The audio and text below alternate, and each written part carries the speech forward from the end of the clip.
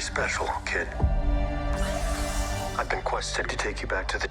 Now you won't get me down. Untamed, guess I lost my mind. You turn me inside out. No one can stop me now. So turn up the light. Turn up the light.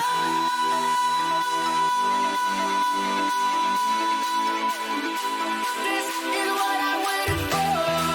'Cause the clock keeps ticking. Hard for me to keep up. I can't take it no more. 'Cause the time keeps turning. Feels just like it speeds up. It's what I waited for.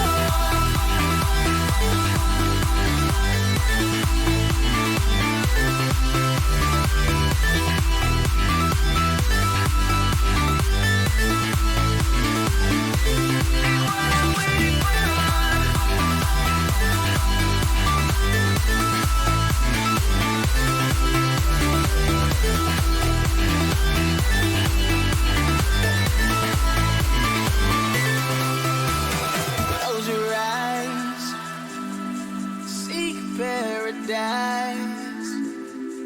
Won't change your mind. Can't shake the light. I'll take the chance and roll the dice. Just wanna feel the stars surround. The atmosphere never to come down. I'll stand alone, whether right or wrong. It takes me home, right where I belong. Back down, only one way out. I'll let you run my life. Now you won't get me down. Untamed, guess I lost my mind. You turn me inside out. No one can stop me now. So turn up the light. Turn up the light.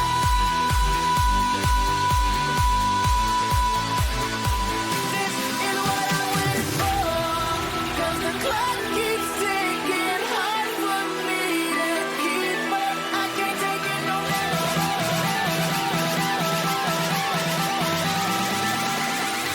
This is what I waited for. 'Cause the clock keeps ticking. Hard for me to keep up. I can't take it no more.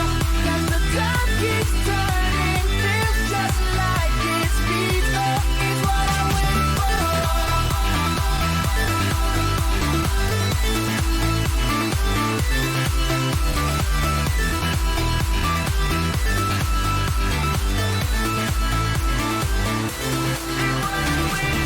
Cold light falling on the ground.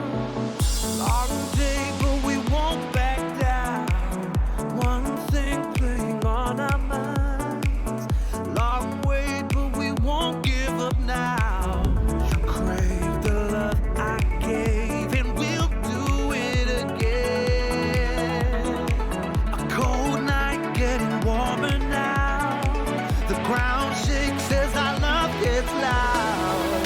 We are the champions of the night. We are the champions of the night. Yeah.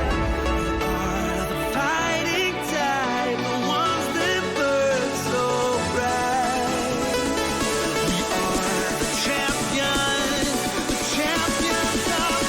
night.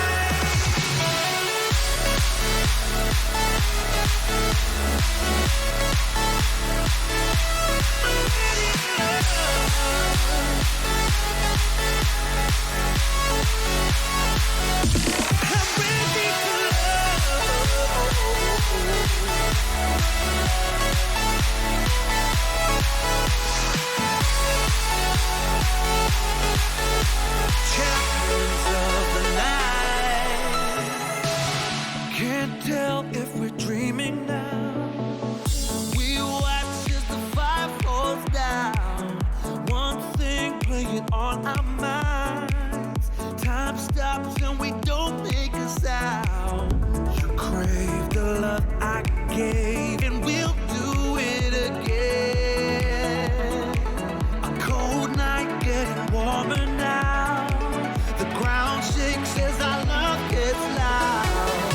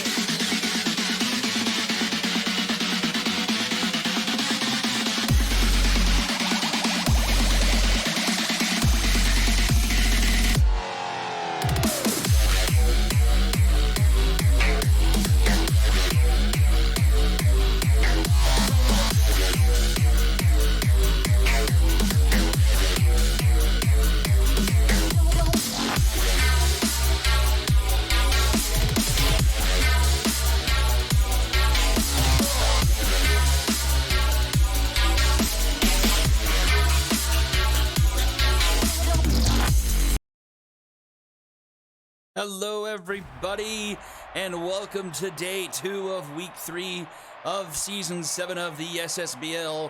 Chicken Sandwich back on the call for you tonight, and we're getting right into things tonight. We're gonna start off with the game we saw last night, Overdrafts and the Retrievers. Chicken hot dartboard on the mound for the Retrievers versus Nero Bammer for the Overdrafts. We saw the Overdrafts get their first win of the season last night with the 3-0 victory.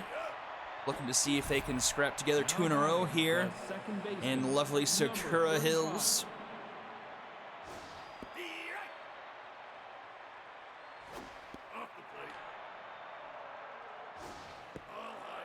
Two and 1 count here to Katarina Ducateau.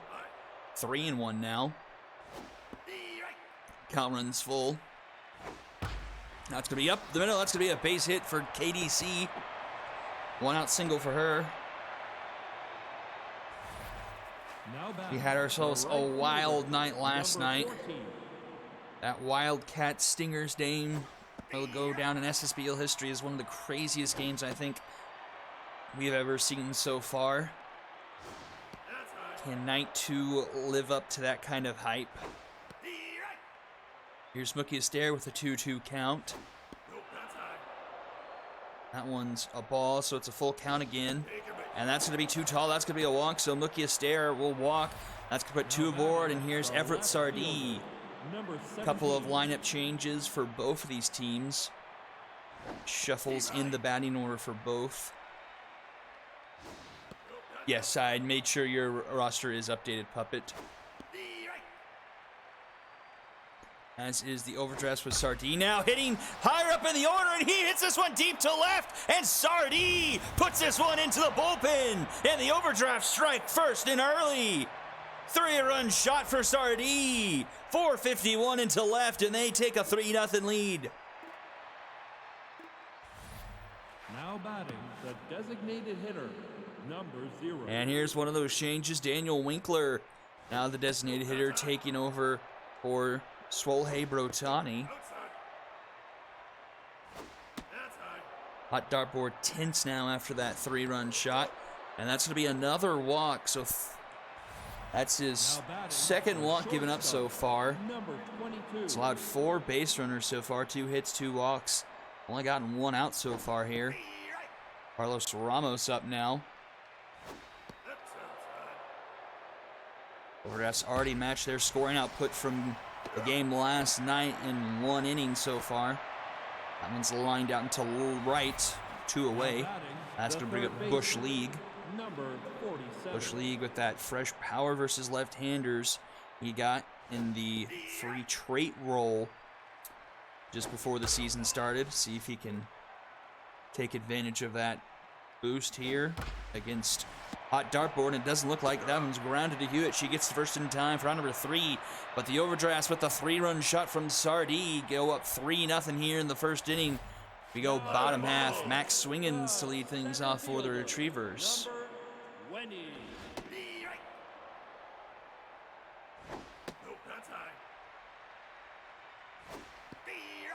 Nero Bammer on the mound, the long-time original overdraft. His first appearance in his 7th season of his career, trying to get the overdrafts to a place where they've never quite been before. This one's popped up behind home plate. Wahlberger will make the catch, 1 away. Overdrafts have made the playoffs each of the last 2 seasons, I believe, but have yet to record a victory. Have been swept out in both seasons, so looking to fight that kind of history, trying to write a new chapter for this organization. Round out to shortstop, that's going to bring up Domingo Ritchie. 2 quick outs for Bammer. This one's grounded to the third. Bush League up with it. Throw is going to be in time for round number 3, so 1-2-3 inning for Bammer, and we'll go to the second inning. Amia Wahlberger and Ruby Sue do up here. Now batting, the first baseman, number 45.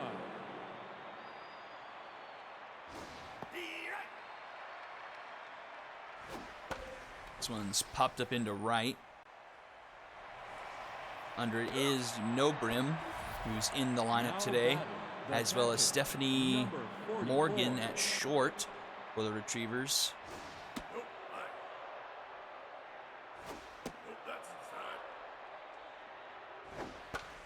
This one's popped up. Joseph Wahlberger not having a good start to the season, I believe. The overdrafts manager talked about this in the Lore channel. Starting off 0 for 5 or 0 for 6 on the season, and has 5 strikeouts, I believe. So not exactly this how you want to start a season for Wahlberger. So 2 quick outs, a bit of a bounce back for Dartboard. This one's popped up towards the dugout, but no one's going to be able to catch up to it. That one falls harmlessly to the ground, and this one's hit into left. I don't think it has quite enough. It's hanging up there, and French Tater will make the catch just in front of the warning track for round number 3. So 1-2-3 inning for Dartboard, and we'll head bottom second. Tater, Nobrim, and Smart Park do up here. Left fielder, number 69.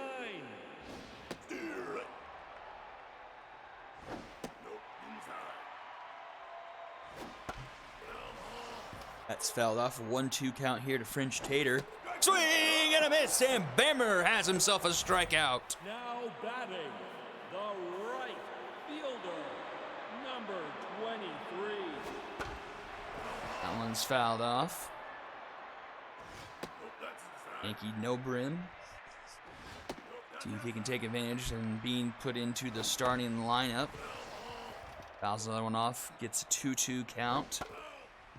Fouls a third off. Dribbler to second. Ducato up with it. In time at first for number 2. Now batting, the third baseman, number 20. That's going to bring up Smart Park.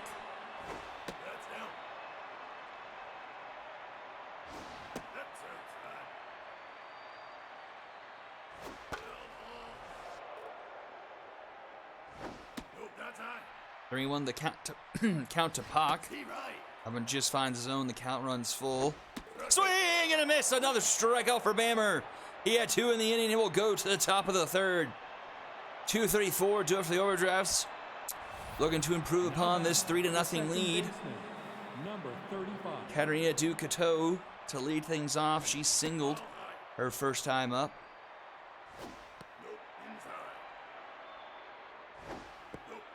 Has herself a 3-0 count here.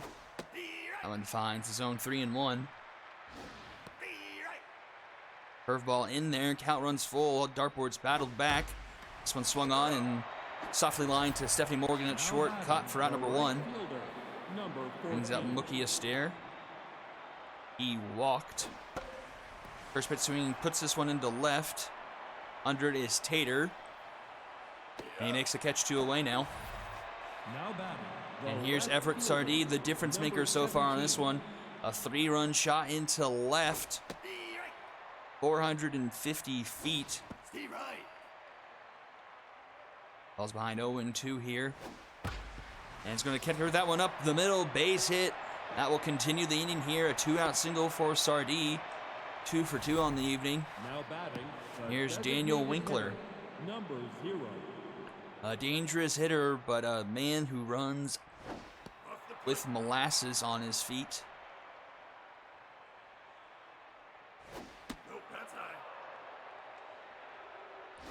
That's 3-0 the count to Winkler.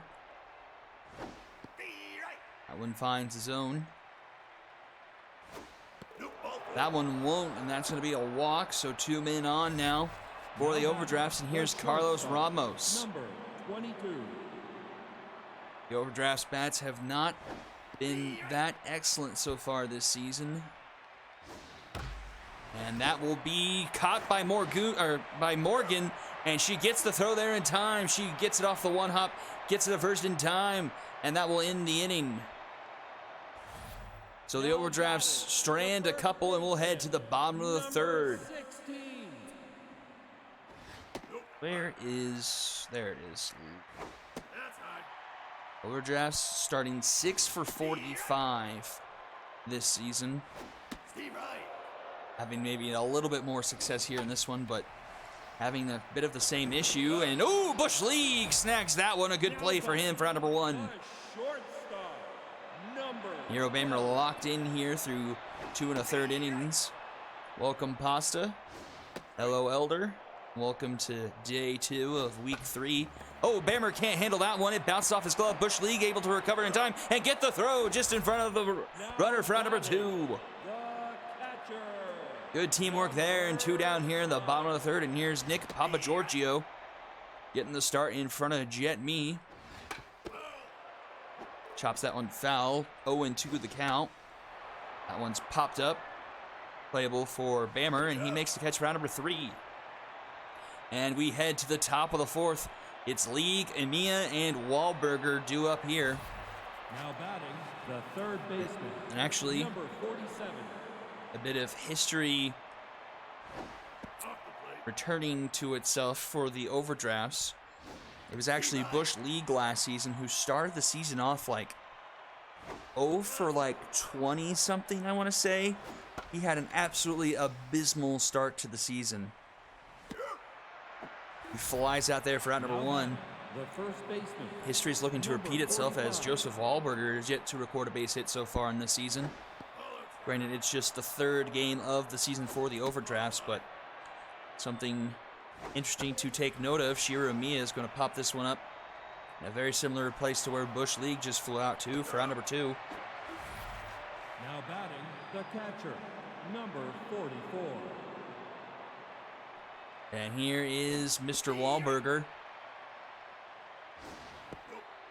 He takes a 1-1 count here early.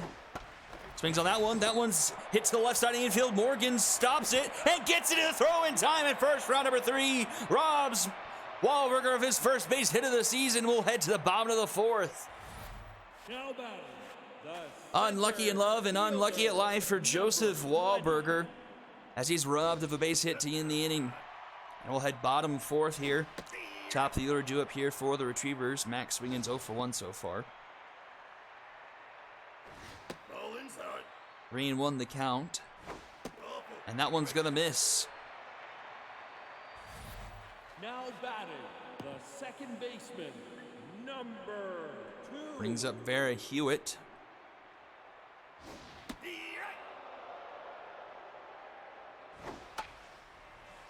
This one's gonna find the stands. 0-2 the count here to Hewitt. Checks on the runner, he's back in time. This one's popped up just in front of home plate. Wahlberger take a few steps out, make the catch. Route number 1. Now batting, the designated Brings up Domingo hitter, Ritchie. number 29. Domingo Ritchie grounds this one to second. Could be a Dragon special in time at second 1 and to first in time. And we have ourselves the first Dragon special of the evening. And that takes us into the top of the 5th. Top of the order due up for the overdrafts here. Center fielder, Ruby Sue so far, number 0 for 2 4. on the night. He's got power versus lefties. He's yet to take that to her advantage. And swings and misses there. Now batting, the second baseman. I believe that's the number first strikeout of the 35. evening for Dartboard, if I remember correctly. KDC swings at the first pitch and puts it into right. And Yankee Nobrim makes the catch 2 away. Now batting, the right fielder, number 14. And here's Mookie Astaire, 0 for 1 with a walk. Dartboard has bounced back rather nicely after that rough first inning where he gave up that 3 spot. Been the only blemish on his day so far as he goes 1, 2, 3 in order through the overdrafts in the top of the 5th. Bottom half of the order coming up, or bottom half of the inning coming up. Fielder, number French Tater up here.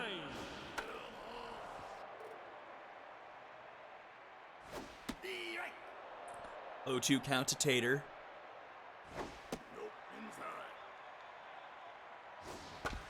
Swung on, grounded to second. Ducateau is able to catch up to it. Get it to me in time for round number 1. The right And here's Yankee Nobrim. number 23.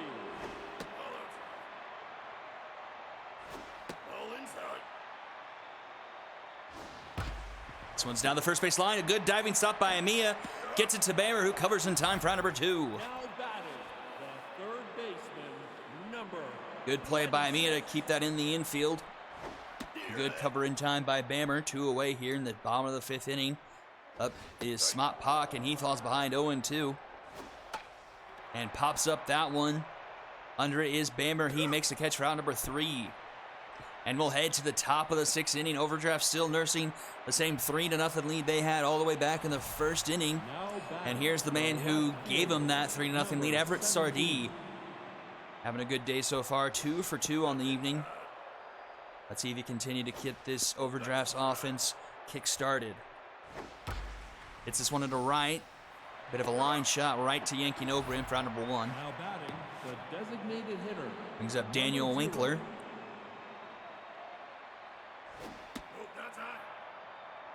He's walked twice today. Puts the bat on the ball there, but foul. Runs wide, 2-1. And Winkler puts this one into left, and he's got himself on the board with a solo shot into left as well. And that makes it 4-0 in favor of the overdrafts.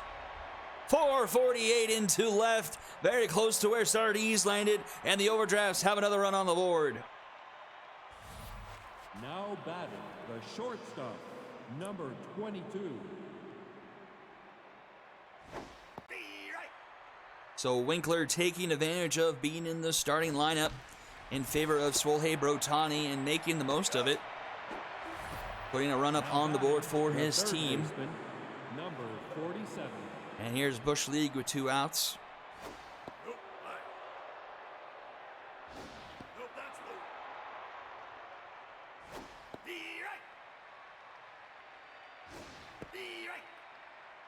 Two and two, the count to League. That's going to be hit into the gap. That's going to get down. That's going to roll all the way to the wall. League's rounding first, headed for second. Swingin's up with it. Gets it in time to hold it to 2 for Bush League. A 2-out double for him. Now batting, the first baseman. That brings up Amia. Now pitching. And that does it for Dartboard. He's going to get pulled in favor of Arthur Pennyfold. White the arsenal on Pennyfold. All 3 fastballs, slider, and a curveball.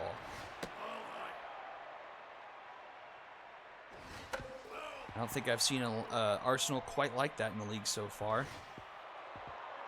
Very reminiscent of Hurley Benders, actually, if I think about it. Actually, might be exactly the same because he's just a lefty and Bender's a righty.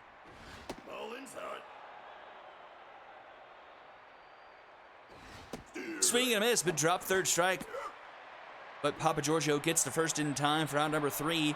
But the solo shot from Winkler makes it 4-0 as we head to the bottom of the 6th inning. The first baseman, number 16. 7-8-9 due up here Off the plate. for the Retrievers.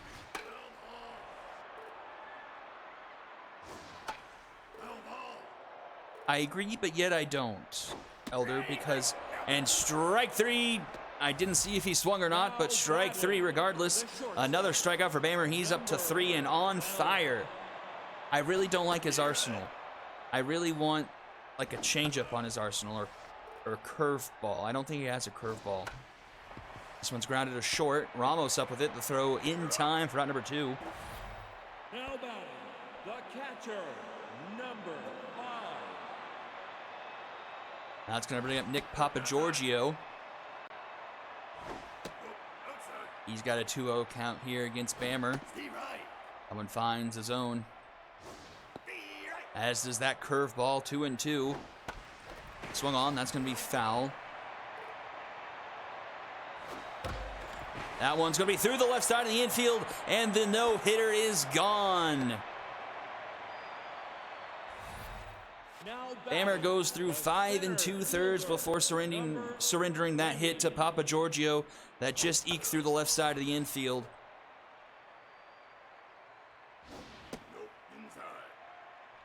And no longer on fire, but still locked in. And that one's under his glove, up the middle, base hit. And the Retrievers have something brewing here with 2 outs here in the bottom of the 6th. That's going to bring up Vera Hewitt. Second baseman, number 2.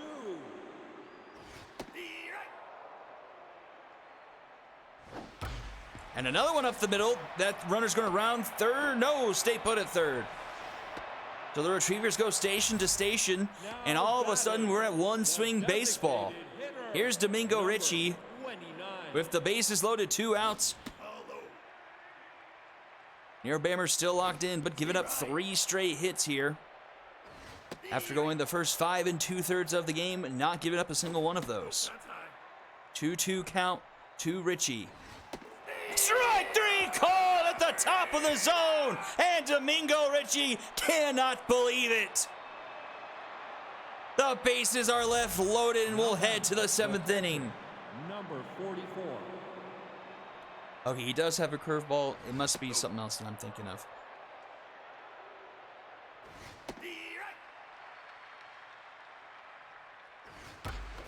This one is going to be through the right side of the infield. Was that Wahlberger? Does Wahlberger have a hit? I think he does. Center fielder, number 4.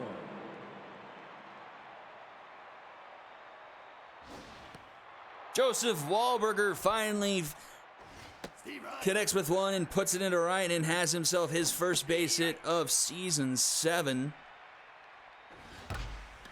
This one's into center. Playable for Swingins. He makes the snag for round number 1.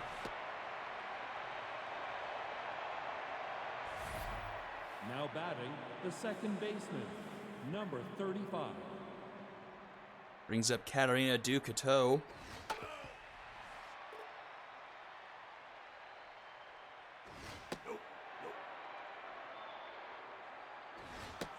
Swinging on this there, 1-2 the count.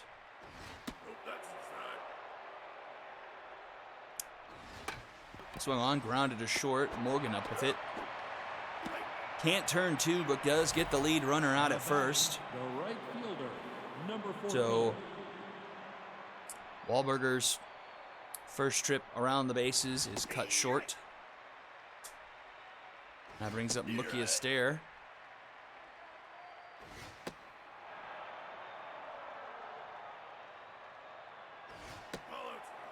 He's got himself a 2-2 count here against Pennyfold. Came in a swing and a miss, and Pennyfold has himself a strikeout.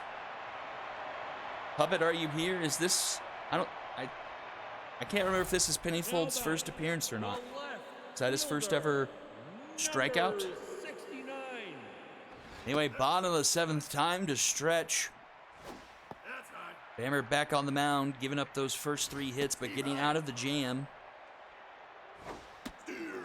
Got a 2-2 count here against French Tater. French Tater puts this one into center, tracking back at the wall, but caught by Ruby Sue for out number 1. A loud first out here to start the bottom of the 7th. 23. Ruby Sue had just enough room to catch that one.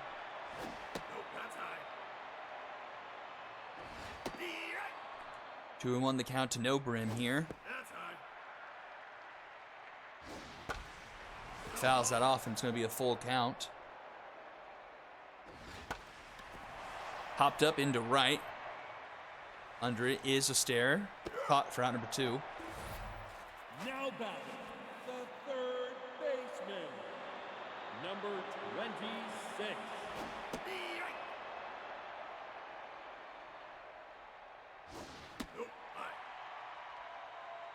That brings up Smart Park. 1-2 the count here. Swing and a miss! And Smart Park might have himself a sombrero. To the 8th we go. 4, 5, 6 do it for the overdrafts. Now batting, the left fielder, number Here's Sardee, 2 for 3 on the day. Home run. That 3-run shot into left. And he's going to have himself an extra base hit to lead things off here. That's going to get down and roll all the way to the wall. He'll be a triple short of the cycle if he gets another plate appearance, but I'm not sure if he has the speed necessary to try and turn 3. I think the center fielder would have to miss a sliding catch for him to even have the chance to try and go for the triple. But Winkler's up here. He has the other home run, as well as 2 walks, and now has a runner in scoring position here. And he puts this one into right, and that one's going to get down over the head of Yankee No Brim in right, and that's going to bring the run home, and it's 5-0 overdrafts. Now batting, the Whoops. shortstop, number 22.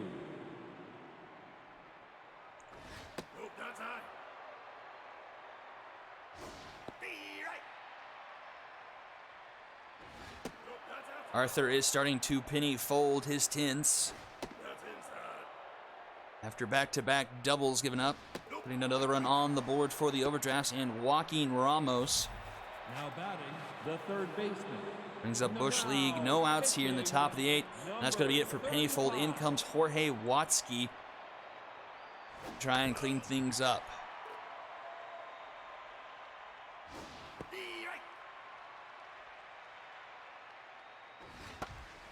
This one's going to be trouble. That's through the right side of the infield. And they will go station to station. Bases loaded here for Shiru Miya. Number 0 for 3 and tenths.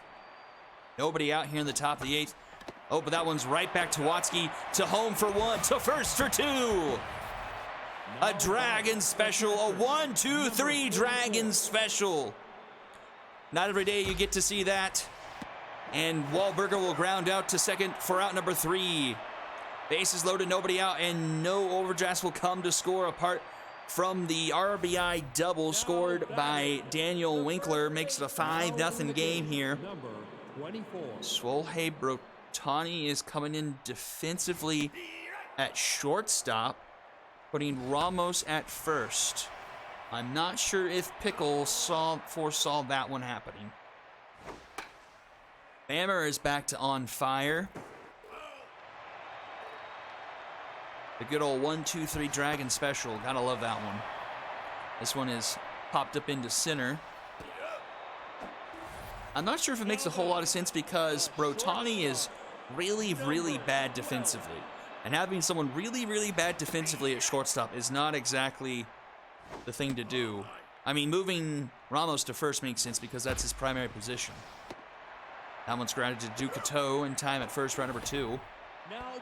And up comes Papa Giorgio.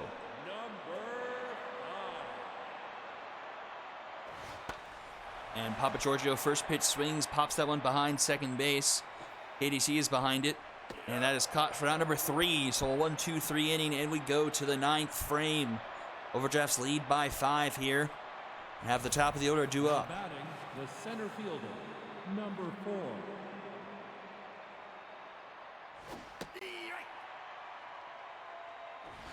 Brotani has 87 fielding?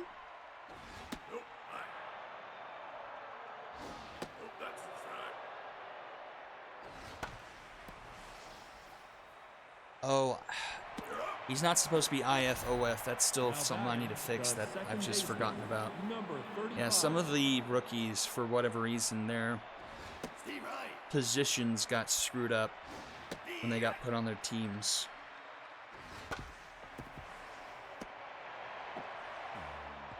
Uh-oh. Watsky can't handle the ball. The right fielder, number 14.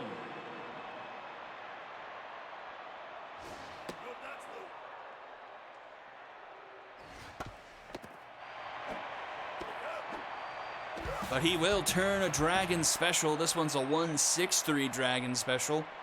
And we'll head to the bottom of the 9th where the Retrievers down by 5. Center fielder, number 20. We see some more 9th inning heroics here in day 2 of week 3.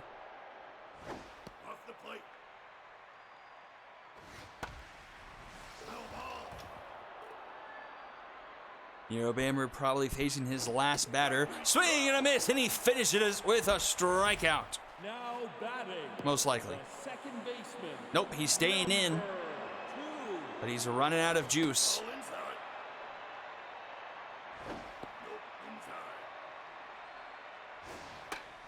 Popped up. Easy play for Wahlberger. Caught for out number 2. Now batting. The designated hitter. Now pitching. It was Number Dice K 51. last night, and now it's Nero Bammer.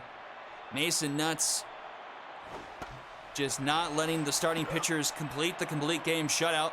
But Ducateau catches that one, and the game is over, and the Overdrafts complete the 2-day sweep of the Retrievers. This game won 5-0. Not really that much of a contest.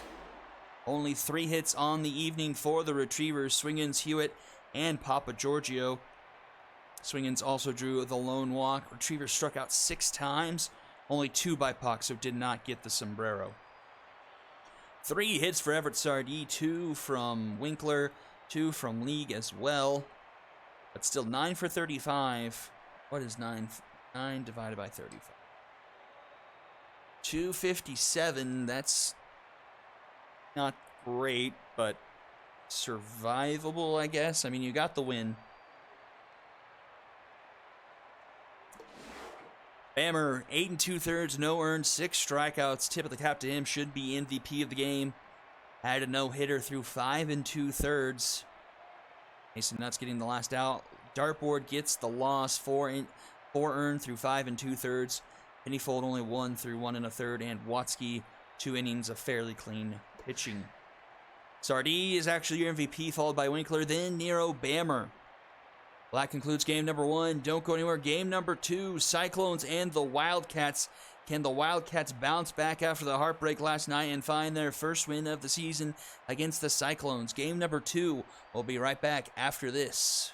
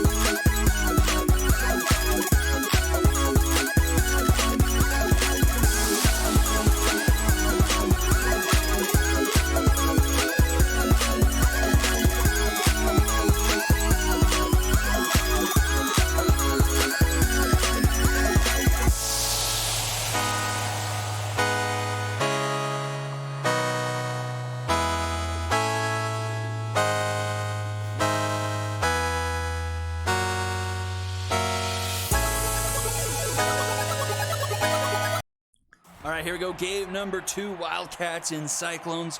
Bart Polo Colon on the mound for the Wildcats versus Helix Fernandez for the Cyclones. And here we go, top of the first inning. Hugh George, Timberwoods, and Sebastian Angelo do it for the Cyclones. Cyclones back to full strength after one game without Jet County, who was nursing a sprained foot. And that one's immediately hit up the middle, and the Cyclones already have a runner aboard. Wildcats have been one of the most unlucky teams so far this season, suffering 3 one-run losses, 2 of those being via walk-offs. See if they can't turn around their fortunes here with the second time through the rotation with Bart Polo's Cologne. He had himself an excellent game, actually, against the Angels. Only gave up 2 earned runs through, I think, 7 2/3 innings pitched.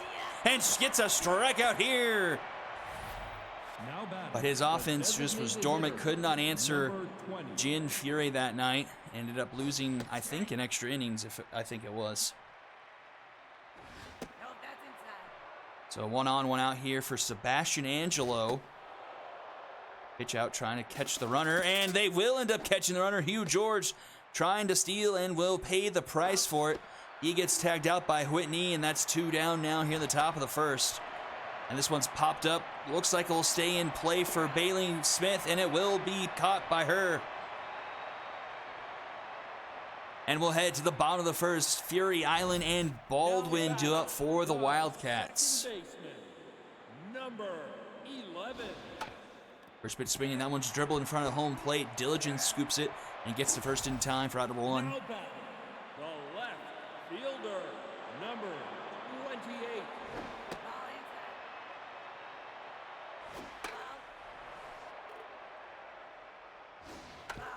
Game number 4 of the season for the Cyclones. This one's into center, but Hugh George, or Jabron Lames, actually, makes the catch. Round number 2. Let's take a look at their season so far. Cyclones suffered a 1-run loss to the ball players in actually exact same manner the Walkers did. Both teams losing to the ball players by a score of 5-4. Then the Serpents coming back from behind to beat the Cyclones, and Super Saturday by 1, 6-5, and then Cyclones squeaked out one against the Skulls, 10-9 for their lone win on the season. Here we are in the top of the second. Doug Kelly to lead things off. He's got a 3-1 count. And will walk off the 5 pitches. So the leadoff runner aboard here for the Cyclones, start of the second inning. That's going to bring it Jabron Lames.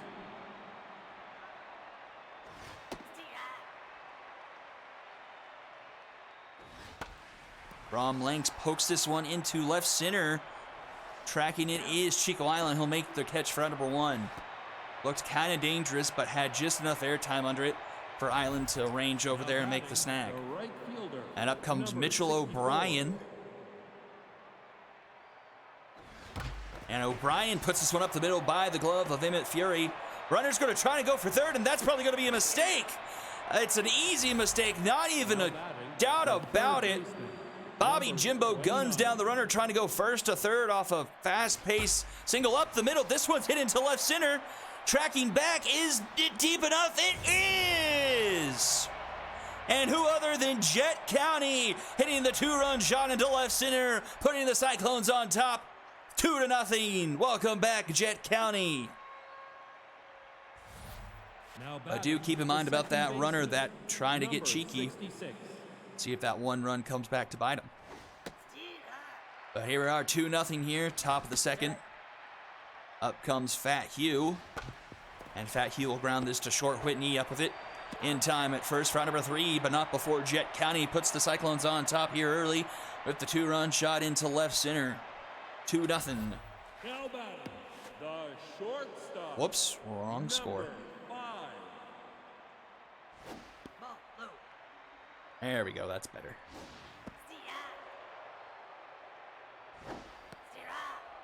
1-2 count here to Whitney. Oh, strike 3 called on the outside edge. And Helix Fernandez rings him up. The first baseman, number 25. We've seen home teams have a lot of success so far this season in the SSBL. I calculated earlier, but I've seemed to have lost my index card. Oh, there it is. Major League teams right now are 25-11 so far in Season 7. As that one is a high fly ball on the left, caught by Hugh George for round number 2. And we start seeing some regression to the mean for some of these away teams. 2 outs here for Rig Porter. He had himself a grand slam last night off of none other than Robin Ryan. See if he can keep the offense up. This Wildcats team needs to keep the offense up. That 10-run game last night had to be some of their highest offensive outputs in a long, long time. But Porter will ground out third to first, and we'll head to the top of the third. 9-1-2 do it for the Cyclones here, looking to add on to their 2-0 lead here. Art Polo Clone rebounded after the home run back to neutral on the old Mojo. Facing off against here, the former Wildcat, actually, Jerome Diligence. Has been a Cyclone for, I think, longer than he was ever. Oh, Whitney with a suck glove and gets it to first in time for round number 1. A good play by Whitney, taking away a leadoff single from Jerome Diligence. But let me finish that thought. I think he's been a Cyclone longer than he ever was a Wildcat. Jerome Diligence, that is. Here's Hugh George. Also had a stint here on the Wildcats, and he has himself another base hit. This one's into left. Let's see if he can turn 2. He will get into second nicely. So Jet County already with a single and a double so far here in the early stages of Game 2. Polo Clone back down to 10th after that. 4 hits so far through 2 1/3 innings pitched.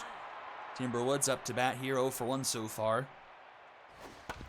Swung on, grounded to short. Whitney up with it. He'll take it and go to first for round number 2.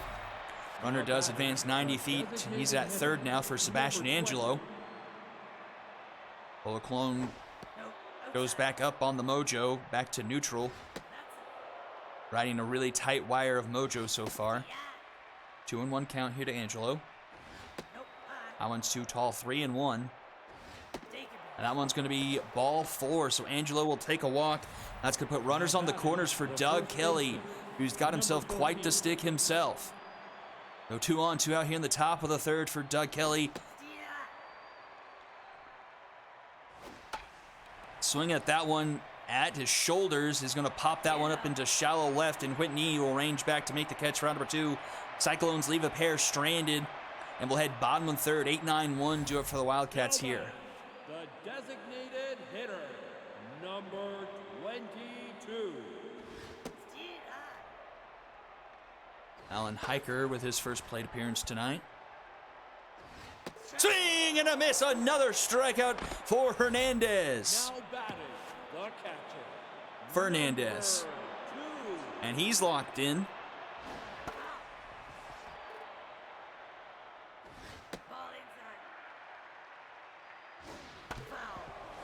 In case you didn't realize, I named this guy after Felix Hernandez, but now I can't keep the 2 names straight in my head. Who's the real player and who's not? Bailey Smith will eat that one by the first baseman, and she has herself a 1-out single. Back to the top of the order, Emmett Fury up here. 1 on, 1 out to start the bottom of the third inning for the Wildcats. And he's going to ground that one to first. In time at second for 1. The Dragon Special can't be turned, as I think Fat Hugh spiked that one into the ground and denied himself the inning double play. Was trying to get that one to first in a hurry, as Emmett Fury has a decent amount of speed. But anyone spiking that one a good 10 feet in front of first base. We'll see if the Cyclones have to pay for that here, but an 0-2 count to Chico Island. Swing and a miss! Chico Island's having a really bad couple of nights. He went 0 for 6 last night, is already 0 for 2 here, and we'll head to the top of the fourth. Now batting, the center fielder, number 19. Jabron Lames to lead things off for the Cyclones here in the top of the 4th inning. Takes a strike at the knees. Swings through that slider, 0-2. He's off that one, 1-2. And that one's going to get down. That's going to be a bomber special. That's going to roll pretty deep into left field. Trying to turn it into 2, and it will be. Jekyll Island has having some trouble out in left. A couple errant throws in. Not that would have mattered much, but a leadoff double. And here's Mitchell O'Brien with a runner in scoring position. Polo Cologne back down to tense. Chops that one, foul, 1-2 the count for O'Brien. And O'Brien puts this one into left, and that one is gone! Just short of the second deck in left, and the Cyclones push the lead 4-0. 414 feet into left. I almost said Wildcats, and I literally had to eat my words there. Number 29. And here's Jet County. And Jet County puts that one up the middle. That's going to be a base hit.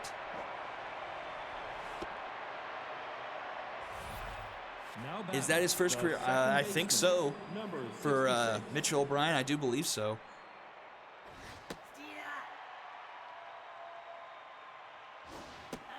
I haven't had time to do stats. I need to start compiling those here in a little bit so I don't get too far behind, but we'll go ahead and say it is.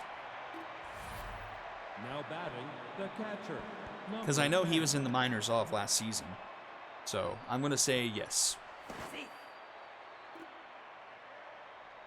Here's Jerome Diligence, 1-on, 1-out here in the top of the 4th. Jerome Diligence fouls that one off. 0-2 the count here.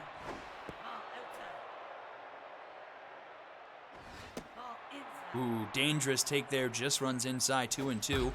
This one is under the glove of Baldwin at third. Baldwin usually so sure-handed at third for the Wildcats there. Maybe just starting to show a bit of his age. Couldn't quite to react to that one in time, and it leads to a base hit. So 2 runners aboard, and Hugh George. Oh, Emmett Fury! Absolutely a rob job! Emmett Fury robs the Cyclones of probably 2 more runs, as that one was going to get down and roll once again to the wall. Robs Hugh George of his 3rd hit of the evening and keeps it a 4-0 game. An absolutely huge play by Fury. This one's popped up into left. It will be Fat Hugh under it. Excuse me, Timber Woods under it to make the catch. Speaking of stats, will we do minors, camps, and midseason progression at week 5? Yeah, I do believe that is still the plan. I need to talk to Joss about all that stuff because I believe I was talking to Pickle last night. And he discovered, oh, that's under the glove of Fat Hugh, actually Fat Hugh. Can't make the stop there, so that's going to lead to a base hit for Whitney.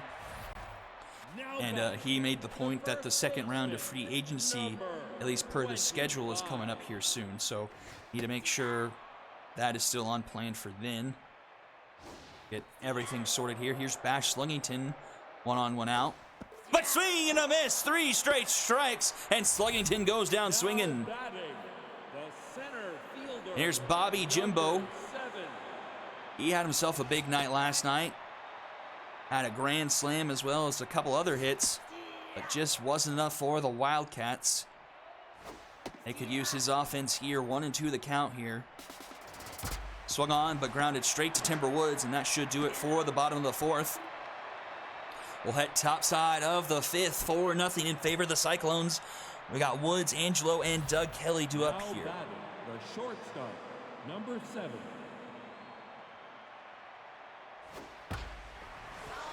First pitch swinging is Woods. He fouls that one off. Takes a strike on the curveball, 0-2. And pops this one in foul territory. Will it stay in play? No, it won't. We'll just find the seats, and Woods finds himself new life, but will strike out swinging anyway. Now batting, the designated hitter, number 20. Here's Sebastian Angelo.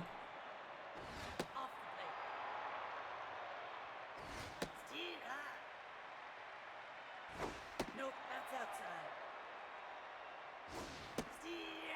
2-2 the count here. Nope, that's inside. Count runs full. Oh, strike 3 called on the bottom edge. Now batting, And Polo Cologne has himself 2 strikeouts here in the top of the 5th inning. Can he strike out the side? Heavy order with Doug Kelly here at the plate. That's down. That's outside. 2-1 the count here. That one's a called strike, 2-2. Nope.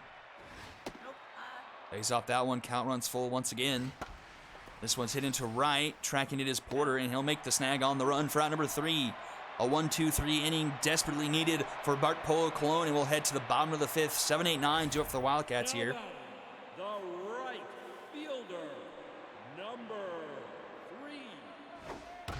This one is swung on, hit up the middle. That's going to be a leadoff single for Rig Porter and the Wildcats. Let's see if they can get their offense kick-started here. It brings up Alan Hiker, a long-time Wildcat. Probably ending.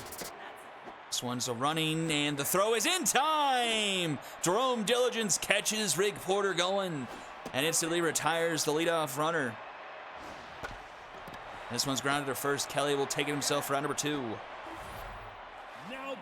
That brings up Bailey Smith. Number 2.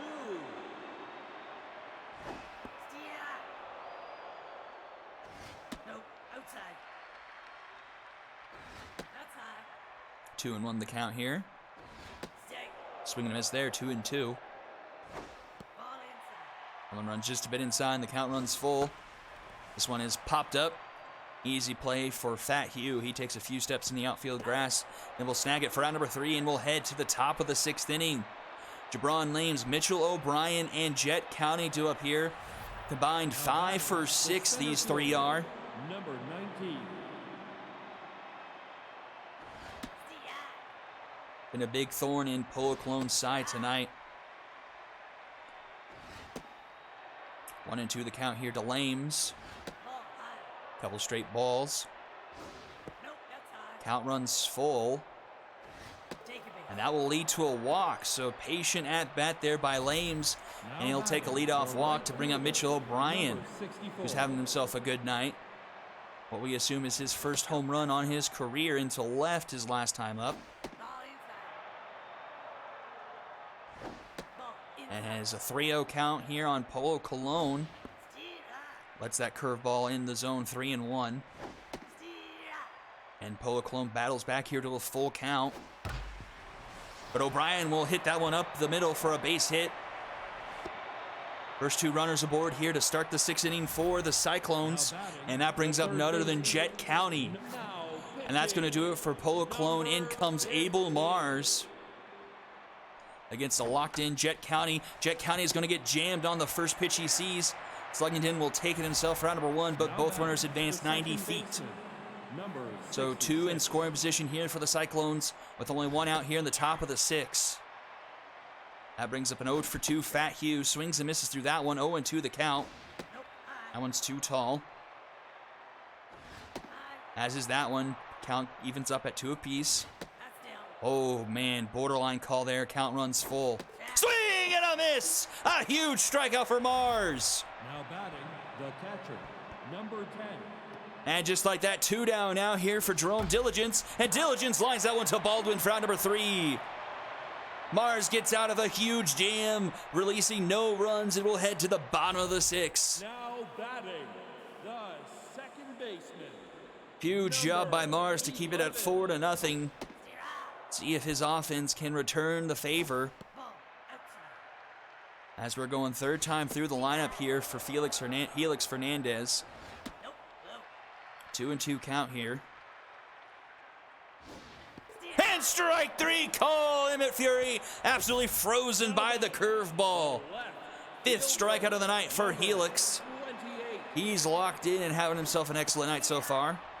Here's Chico Island.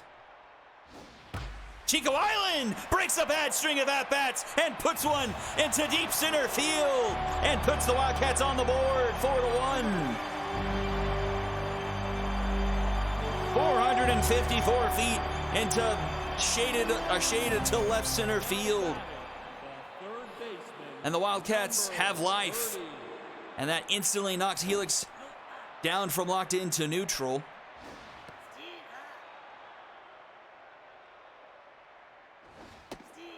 One, 2 count here to Rustin Baldwin. And Baldwin will line this one into left. Hugh George has to take a few steps in to catch it for out number 2, and that's going to bring up Whitney. Number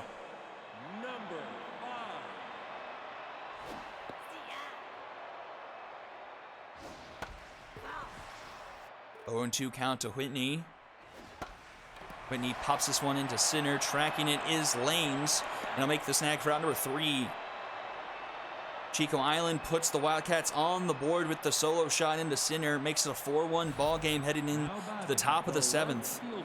Here's Hugh George having himself an excellent day. 2 for 3, but got hardcore robbed of a pair of RBIs by Emmett Fury at second. An excellent play by him. And strikes out looking here. Abel Mars trying to put the ghosts of last night behind him. 2 strikeouts through 4 batters faced so far tonight. Locked in already.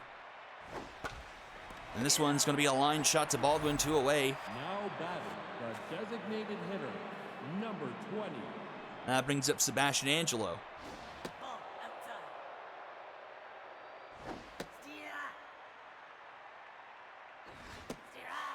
outside. 1-2 count here to Angelo. 0 for 2 with a walk so far tonight. Swing and a miss. Another strikeout for Mars. And we'll head to the bottom of the 7th. 5, 6, 7 do it for the Wildcats here. Now batting, Bash Sluggington 1 for 2 tonight. number Helix will take them out only at 68 pitches here starting the bottom of the 7th. Nope, that's outside. This one's popped up into center. Jabron Lames makes the catch out number 1. Now batting, the center fielder. Here's Bobby Jimbo. Number 7. Has cooled down a bit from last night. 0 for 2 so far here in this one. Oh, but connects to that one up the middle for a base hit. So Jimbo's aboard with 1 out here in the bottom of the 7th, and that's going to bring up Rig Porter. The right fielder, number Steeler on Bobby Jimbo. Will be interesting to see if they try and move him over into scoring position here for Porter. Porter's got himself a 1-1 count here against Helix. Golfs this one to the right side of the infield. In fact, he was able to track it down and get it to first in time for round number 2. now batting, But if in a bit of an awkward play, hitter, no play could be made at second. So the runner advances into scoring position now for Alan Hiker, but 2 outs here. That's high. Hiker sitting at 0 for 2 so far tonight. See. That's outside. 2-2 count here to Hiker. Runner's going. You see. Bobby Jimbo too fast, and he takes third fairly easily. But this one's popped up into right. Doesn't look like it's going to matter. And it's caught by Mitchell O'Brien for out number 3, so they squander the runner in Bobby Jimbo, and we head to the top of the 8th inning. Still a 4-1 ball game in favor of the Cyclones. number Here's 14. Doug Kelly to lead things off here in the top of the 8th. 0 for 2 so far, has drawn a walk here. Abel Lawrence, though, locked in 3 strikeouts through 2 innings pitched so far. He's pitching angry, it feels like. No, that's inside. 3-1 count here to Kelly. Take it. And Kelly will walk for the second time tonight, so lead off walk for the Cyclones to start off the 8th inning. Now batting, Brings up the Jabron center Lanes. fielder, number 19. Ball inside. Nope, that's outside. Quick 2-0 count to Lames. Lets that one go 2-1. That's 3-1 now. ball four, take it. And that's going to be a walk as well. So back-to-back walks issued by Mars. Now batting, That's going to bring the in a right locked-in fielder, Mitchell O'Brien, number who's 3 for 3 64. today. A home run and 2 singles, 2 RBIs. Nobody out here in the top of the 8th. Mars still locked in, but dangerously close to losing. That one's grounded to Whitney. In time at second for 1 to first. Not in time. Mitchell O'Brien's able to break that up. Batting, the third baseman, But the runner is out number at second, puts 29. runners on the corners here for Jet County. Dangerous man at the plate here. He's 2 for 3 on the night. Has a home run and a single, 2 RBIs. Oh, ugly swing and a miss there. 1-2 the count. Pops this one into center. It looks deep enough to potentially score the sacrifice fly. Jimbo's got a decent arm, but can't even get it to home. And that will be good for a sacrifice fly. And the Cyclones get the run back, lead by 4, again 5-1. So a sacrifice fly for Jet County. Brings up Fat Hugh, 2 outs now with a runner on first for him. Hugh sitting at 0 for 3 tonight. And Hugh will pop this one into center. Jimbo charging in. He'll make the catch for out number 3. But another one comes home for the Cyclones. Makes it a 5-1 game heading into the bottom of the 8th inning. Smith, Fury, and Island due up here. The catcher now in the game.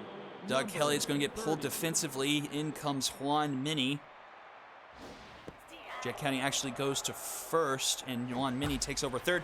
And Bailey Smith puts this one into right, and that one is gone! Just over the wall in that weird corner in right. And another solo shot for the Wildcats. It's 5-2. They get the run right back after the Cyclones got it right back. The second baseman now pitching. And that's going to do it for Helix Fernandez. In comes Donald McDonaldson to try and wrap this one up for the Cyclones. Ball outside. That's outside. Donaldson looking to get the last 6 outs potentially. Bit of a heavy task for him to take on. Fury fouls that one off, and it's a full count. That was probably ball 4, but instead it's grounded to Woods in time at first for out number 1. And Fury is going to take a hit to his mojo. Here's the other home run hitter, Chico Island. That home run was his lone hit on the night. His lone hit in a couple of days as well. And 0 for 6 last night, looking to bounce back here. Has a 2-2 count here against McDonaldson. Stays alive, fouling that one off. But strike 3 called on the inside corner. 2 down here, and here comes Rustin Baldwin. Baseman number 30. Ball outside. 1-2 the count to Baldwin. Nope, that's That one's just a bit tall, 2-2. This one is into right. Tracking, it's going deep. It's off the top of the wall. O'Brien plays it nicely, and it's held to a single for Baldwin. Just another foot or two, and that would have been another solo shot. But instead, it's a very deep single. That brings up Whitney. Whitney 1 for 3 tonight. And he hits this one up the middle. That's going to be a base hit. And just like that, we're at one swing baseball here for the Wildcats. And other than Bash Sluggington up here. Number 25. It's a very small park, and Bash Sluggington has more than enough power to leave it easily.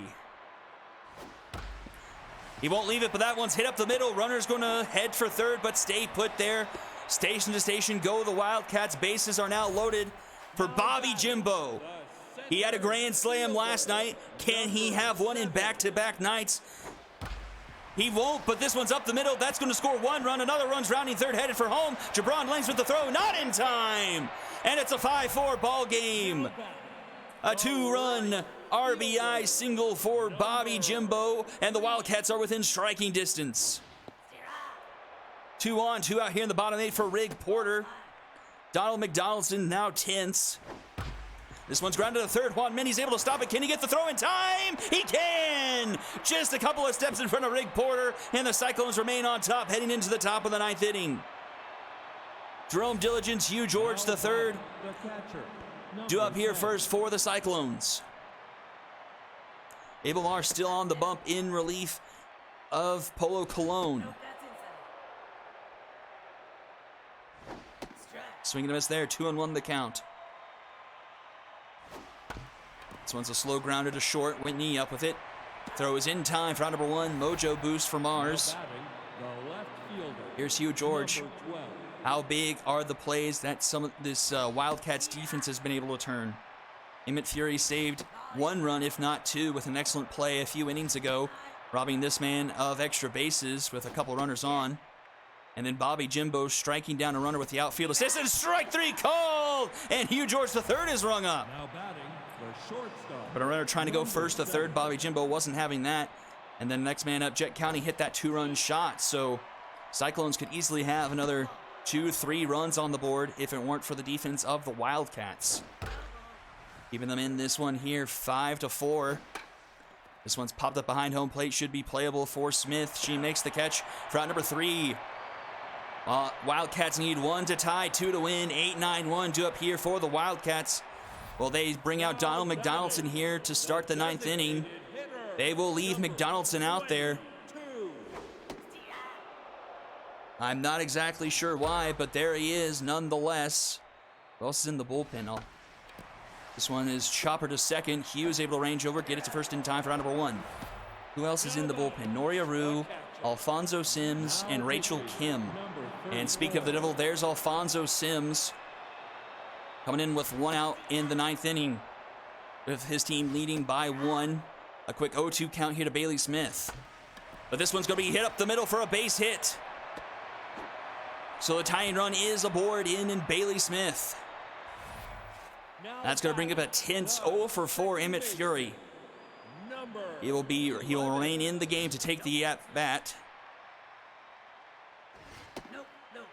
Quick 2-0 count here to Fury. Sims with the grounder. Oh, but he can't handle it. Charging in his Woods. He gets the throw in time to first round number 2, but that could have ended the game.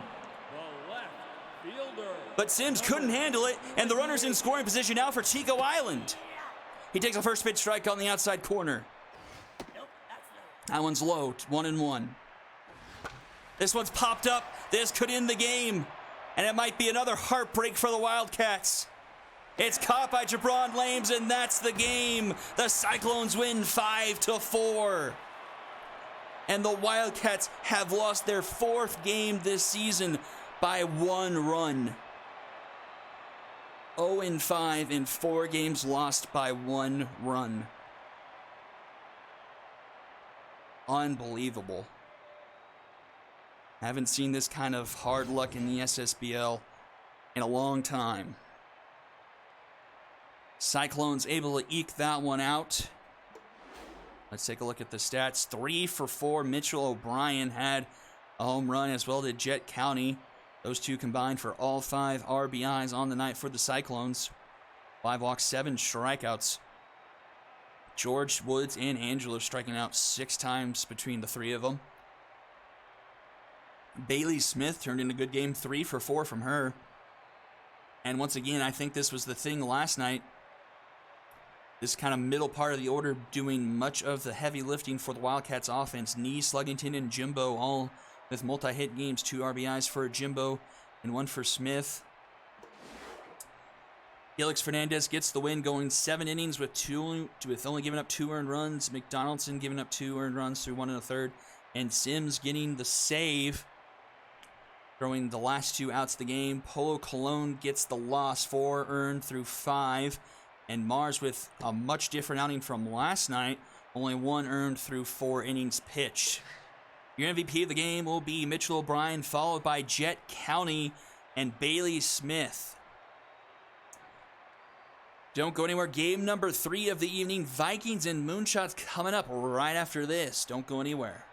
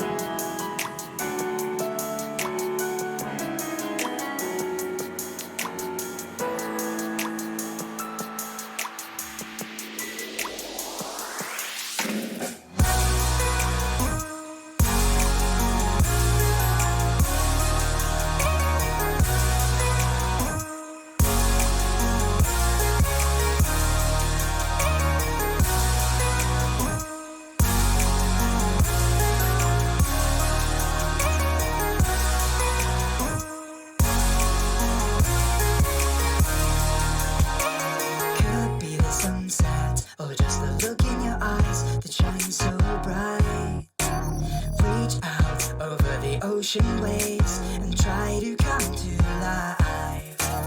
Don't let go of the bright blue sky because the future's looking far too light. Are you ready for a long dark ship to set sail and carry me through the starry night? Dream of me whenever you are feeling oh so lonely.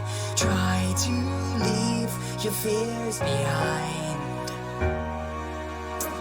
We are locked in an orbit racing round the dogs of moonlit worlds that make a light. Keep your eyes on mine.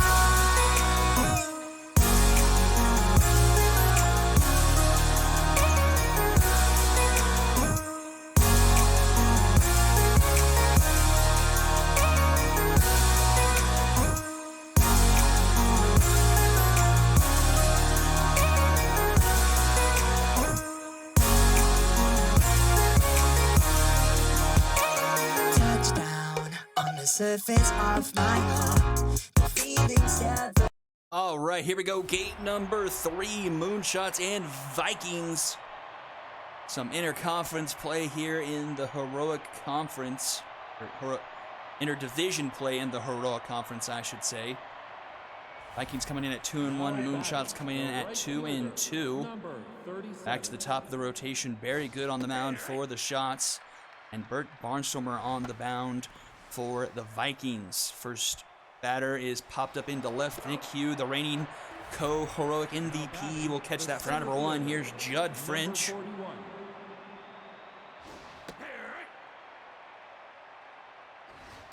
I meant to lift my desk before the game. Got to. Judd French has 1-2 count here against Barry Good. And he will put this one to left, but it will cut foul. So 2-2 now. And strike 3 called to the bottom of the zone. Barry Good rings him up there. Now batting, the third And that's going to bring up Liam baseman, Freishak. number 16.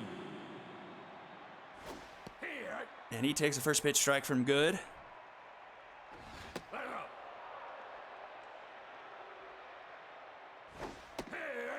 That one's in there on the slider. Called strike 2-2. Swung on. That one's to Earl Crump. Oh, no! Earl Crump can't catch it. Doesn't look it in, and the inning will continue. Now batting, the first baseman, number 10. And that will bring up Gage Deputy. Let's see if she can make Earl Crump pay for his sins.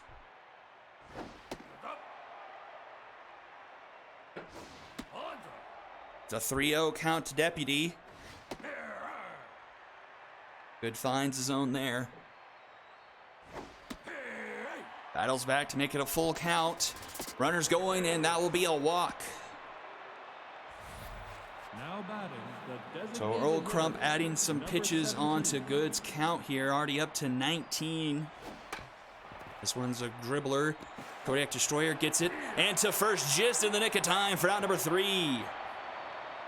So nothing results from the error, and we'll head to the bottom of the first. Hugh, Musgroves, and Destroyer do it for the Moonshots. Fielder, number 3. Hugh fouls that one back, 1-1 the count here.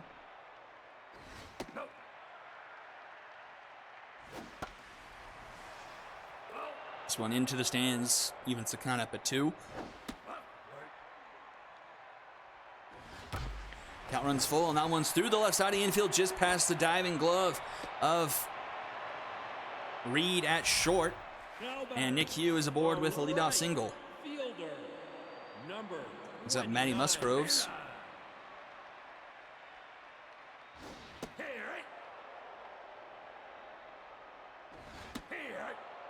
Couple of strikes at the knees for Musgroves, 1-2 the count. Fouls that one off, staying alive. Fouls that one off as well. And swings that one and gets that one by Reed as well at short. Almost the exact same looking play. And 2 runners aboard here for the Moonshots to start off the game. third baseman, number 4. Up comes Kodiak Destroyer with 2 on and nobody out here.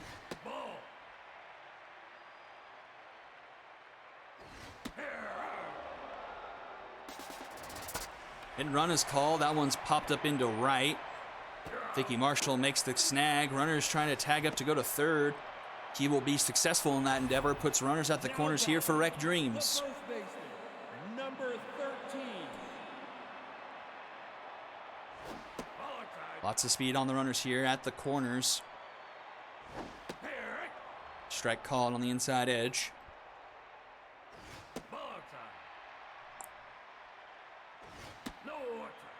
3-1 now. Dribbler back to Barnstormer. In time at second for one, and the Dragon Specials returned. Rec Dreams blows a perfect opportunity to put the Moonshots up, but grounds into the Dragon Special, and we'll head to the top of the second, still scoreless. 21. First pitch swinging is... Now Oh, I forgot his the name. shortstop, Who number is him? 69. Who is him? Who is him? That is Amir Williams. I couldn't remember his name. Here's Riley Reed. And Riley Reed strikes out looking. Now batting, the second baseman, number 9. That brings up Spencer Reed, her brother. Same name, middle infield for this Vikings team.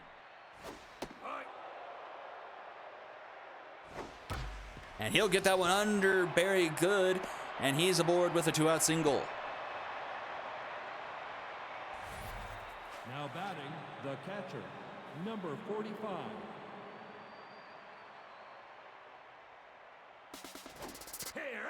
Runners going, the throw from behind the plate, not in time. And Reed in scoring position now here for Kazuya Miyuki.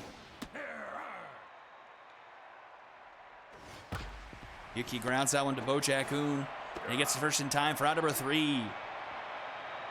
That will retire the side, and we'll go to the bottom of the second inning. Bojack-un, Earl Crump, and French Pastry Now batting, do up for the the Moonshots. shortstop, number 34.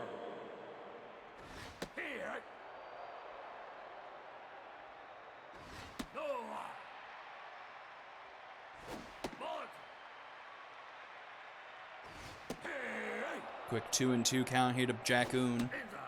Lets that one go, full count. That one is foul. Grounded to short. Riley Reed's able to catch up to it. The throw is in time, just a step in front of Bojack-un, front number 1. Second baseman, number That brings up a tense Earl Crump after his error in the first inning. Nothing came from it though, except for a few more pitches on Barry Good's evening. He's getting jammed, pops this one to the third base side. Liam Freishak under it. I'll make the snag for out number 2. now batting. And here's French Pastry. Hitter, number 21.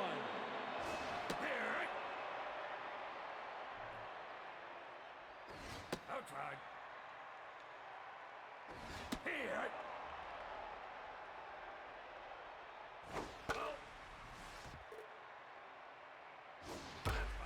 French Pastry fouling off a couple, staying alive. 1-2, still the count. And strike 3 called. Burt Barnstormer rings him up, and we'll head to the top of the third inning. Still scoreless here in game number 3 of the evening. Now batting, the right fielder, number 37. A light offensive day so far. No one scoring more than 5 runs. First pitch swinging is Vicky Marshall. She'll pop this one to Rec Dreams for out number 1. Now batting, the center fielder. Brings up Judd French number again. 41. He had himself quite the postseason last year, but the Vikings coming up short of the Super Series, getting reverse swept by the Knights, had that 2-0 lead in the Heroic Conference Finals, but could not hold on to it. 2-2 the count. Judd French fouling pitches off. Goodness. Had both teams fouling off a lot of pitches, but swing and a miss from French, and he goes down. Now batting, the third baseman, number 16. Very good with 3 strikeouts so far through 2 2/3, and she's locked in here. We'll probably have about 10 fewer pitches on that pitch count if it weren't for Earl Crump. 3-1 here to Liam Freishak. That one swung on, that will be put into his own dugout. Swing and a miss! Back-to-back strikeouts for Barry Good. And we'll head to the bottom of the third. Nico Baca, Juice Armstrong, and Nick Hugh do it for the Moonshots here. Looking to strike first here, still in the early stages of this game.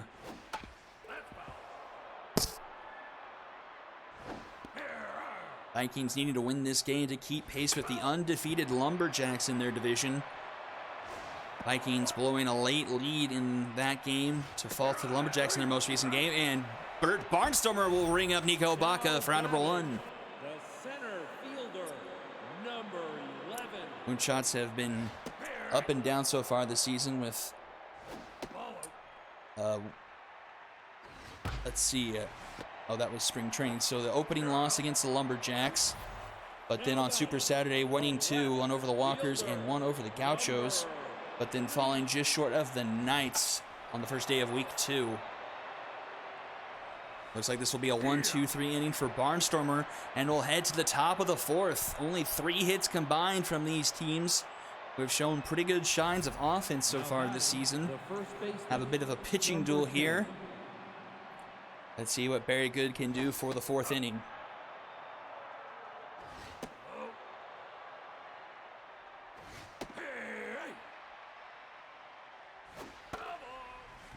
That one's fouled off. 2-2 count here to Gage Deputy.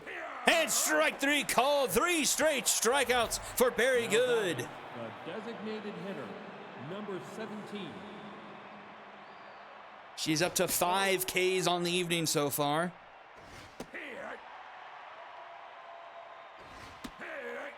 1-2 the count. Swung on, fouled off.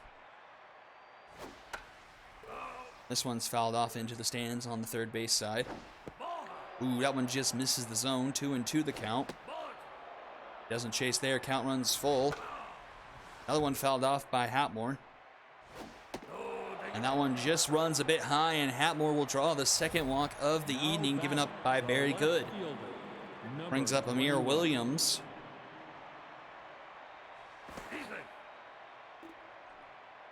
Some decent speed on the runner at first.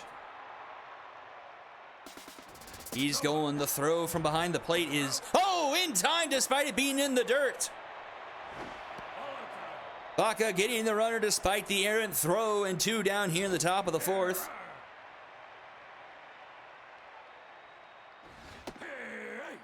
Count runs full on Amir Williams, and that'll be another walk. So back-to-back walks issued by Good here. The shortstop, number 69. That brings up Riley Reed. Good still locked in, though. 1 hit, 3 walks given up so far. Pitch count really getting up there, though. 66 pitches, not through the 4th inning. Allen finds his own on the outside edge. 1-2 the count. This one's grounded to second. Crump's able to backhand it and get it to first in time for round number 3. Another 0 up on the board for the Vikings, and we'll head bottom 4th with Musgrove's Destroyer and Dreams due up for the Moonshots here.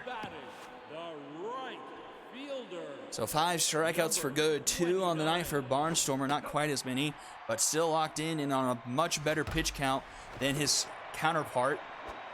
A decent play by Reed to get the first out. Now batting. Diving stop, getting the throw in time to first. Excellent play by the rookie second baseman. Earned the spot with his good play in the Super Sim Classic. This one's grounded to the 3rd in time at first for round number 2. Now batting. And here's a Wreck Dreams, a quick 2 outs already for Barnstormer.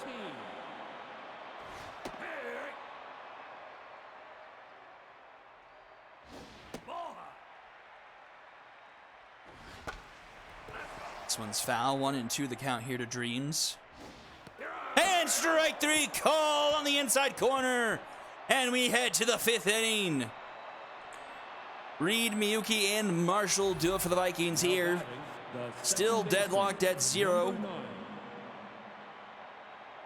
Reed, the lone hit given up by Good so far tonight. Spencer Reed, that is, but grounds this one to Dreams. He'll take it himself. Round number 1. Now batting. The catcher, And that brings up Miyuki. number 45.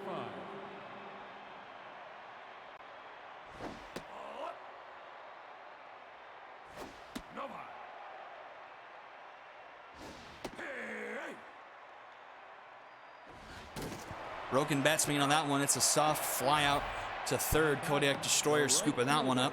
Number 37. 2 down now here in the top of the 5th. Back to the top of the order here. Vicky Marshall 0 for 2 so far tonight. It's a strike there. 2-1 the count. Marshall's going to hit that one up the middle. No play can be made by Jack Oon. And Marshall has herself a 2-out single. Just the second hit of the evening so far for the Vikings. Number 41. Let's see if Judd French can capitalize here. He's 0 for 2 today, intense, and he hits that one up the middle, a base hit.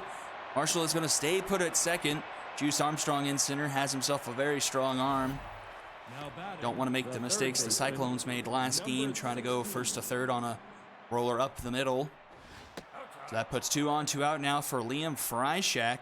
Good, still locked in though, but at 83 pitches. And a 3-0 count to Freishak. That slider finds the zone, but that one will end up missing, and the bases will be loaded here for Gage Deputy. The first baseman, number 10.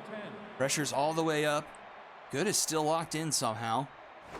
There's 5 strikeouts helping her out there, I believe.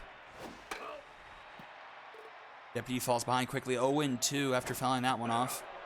Doesn't chase on the high curveball. But chases on that one, pops up behind home plate, and Baca makes the catch, round number 3, and will strand the bases loaded, and will head to the bottom of the 5th. Bo Jackoon, Earl Crump, and French Pastry do it for the shots here. Shortstop, number 34. Barnstormer locked in. Oh, Freishak with a diving stop and getting the throw to first in time to rob Bo Jackoon of a hit. A big play by Freishak at third. Number 7. Some good defense from the Vikings tonight have taken away a couple of base hits from this Moonshots offense.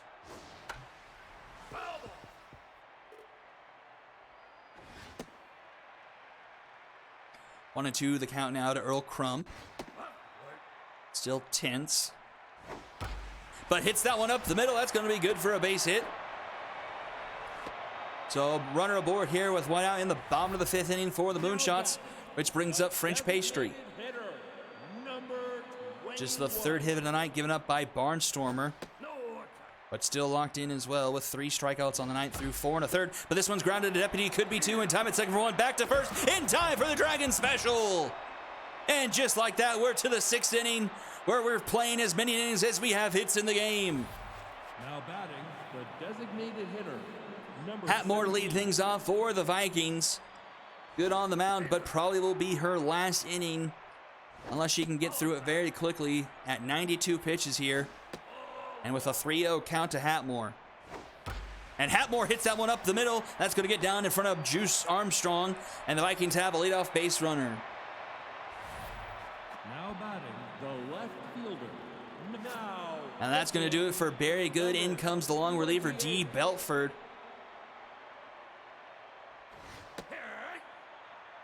Very good, looking pretty good tonight. Just ran a bit long in the tooth. A couple of those walks killed her pitch count, as well as the error by Crump. But had a fairly quick inning, but him dropping that, she walked the next batter and used quite a few pitches to finally get that 3rd out, and just couldn't ever normalize the pitch count. Swing and a miss, and Belford strikes out Amir Williams. Now batting, the shortstop, number 69. So here's Riley Reed, 0 for 2 so far tonight. He takes the first pitch strike. Low and away. That one misses just a bit tall. That one's wide, 2-1 the count. This one's a grounder. Chopper back to the mound. Belford will scoop it up. Toss it to first himself, round number 2. But runner advances to scoring position here for Spencer Reed. Reed's first pitch swinging, fouls it off. Guess I should specifically say it's Spencer. We have Reed's batting back-to-back there. Strike called, it's 1-2 in Spencer. And swing and a miss, and Spencer Reed strikes out swinging.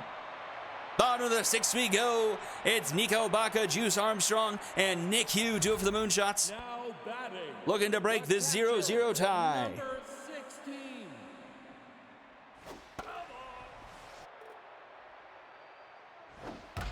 Baca puts this one into right. I don't think it has enough to get over the wall. That's going to be good. Off the base of the wall. That's going to be good for a leadoff double for Baca. And she'll take a mojo boost. And that's going to bring up Juice Armstrong. Fielder now batting. And actually, Juice Armstrong's going to get pinch hit for. Plum North's going to come into the game. And Plum North is going to score one for the Moonshots. That's going to roll all the way to the wall. And the Moonshots take a 1-0 lead. Now batting. The pinch hitter pays off, and the Moonshots are on the board. And in scoring position is Plum North, and she steals third successfully, so she's 90 feet away for Nick Hugh. The reigning co-MVP of the Heroic Conference will put this one into center, and Judd French doesn't dive for it, or doesn't time his dive correctly. It gets by him. It's going to roll all the way to the wall, and another run's going to come in to score for the Moonshots, and Nick Hugh will be at third. Now batting. 2-0 Moonshots. Still nobody out here in the bottom of the sixth.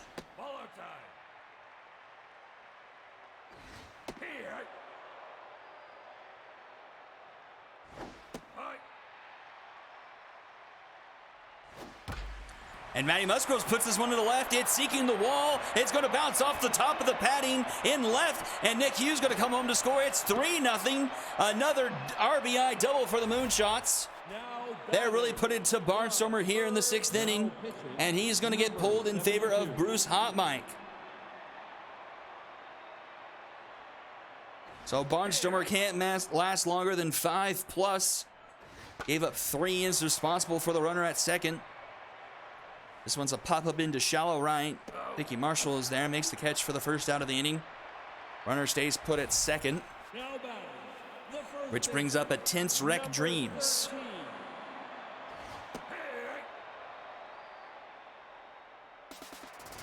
Runner's going for third. The throw is in time this time. No one steals third on Miyuki twice in a row. 2 outs now here in the bottom of the sixth.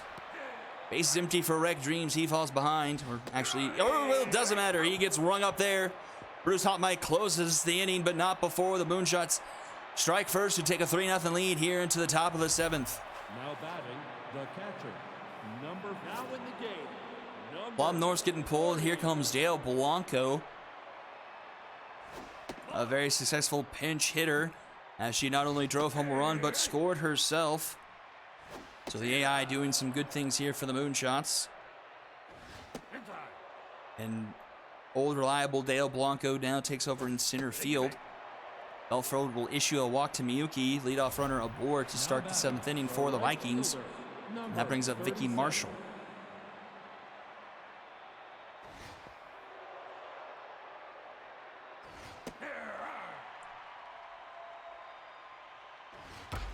This one's going to be through the right side of the infield, past the diving glove of Rec Dreams at first. And 2 are aboard here in the top of the seventh. So the Vikings put together their inning just like the Moonshots did. 2 aboard here, nobody out here. And here's a big hitter, Judd French. One swing baseball here in the top of the seventh. Vikings could tie things right back up with one swing of the bat. 1-2 the count to Judd French. That one's just a bit tall, 2-2.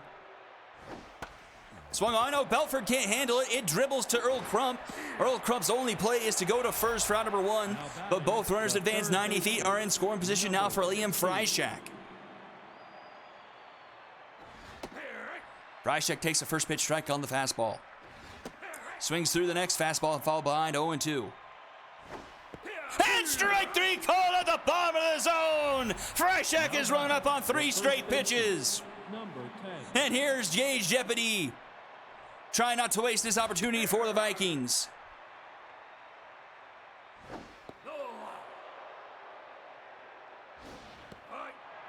Two and 1 the count to Deputy. 0 for 2 on the night with a walk. That one finds his own. 2-2. That curveball is too tall. Full count. That one is swung on, fouled off. That one will be ball 4, and it will be a walk for Deputy. That's going to load the bases for Quai Hatmore. He's 1 for 2 with a walk so far today. Bases loaded, 2 outs here in the top of the 7th. 1-1 count to Hatmore. Swing and a miss there, 1-2. This one's connected, and that's going to get down into right. One run's going to home run to score. Another one rounding third, headed home. The throw from Musgrove is going to be in time. 1 run does come home to score for the Vikings, but Musgrove's guns down the other one at the plate, and it's a 3-1 ball game. Now batting, the short A strong arm by Musgroves keeps the lead at 2 for his team, and we'll head to the bottom of the 7th.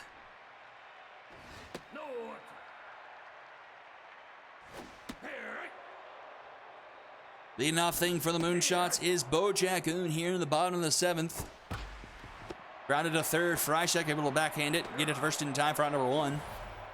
Now batting, Absolute gun, a huge gun so far. number 7. Keeping a bit of a padding for the Moonshots here. This one's popped up. We'll get out of play. This one's popped up in foul territory, but no one's able to catch up to it. Bit of a nubber. This one's up the middle. That's going to be a base hit for Earl Crump. 1 out single for him. He finally shakes off his tense mojo. That's going to bring up French Pastry, who has his own tense mojo. 21.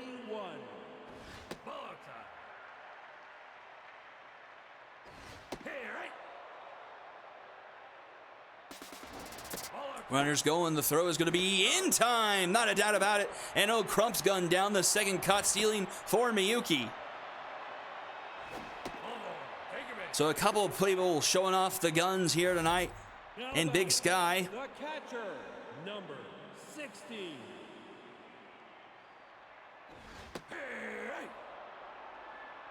Nico Baca comes up now with a runner on first with 2 outs here in the bottom of the 7th. G's 1 for 2 with a double. Just going to foul this one off, making an 0-2 count. This one's hit hard, but right to Riley Reed for out number 3. It'll head to the top of the 8th. It's Amir Williams, and both the Reeds do it for the Vikings here, trailing by 2. Now batting, the left fielder, number 21. Belford on the mound still, up to 42 pitches in relief. It's Amir Williams to first pitch swing, put it into center. Tracking his Blanco, he makes the snag for out number 1. Now batting, the shortstop. Up comes Riley Reed. She's not having a good night at the plate, sitting at 0 for 3 so far tonight. Rounds that one to first. Rec Dreams up with it. Steps on the bag himself. Round number 2. And here's Spencer Reed.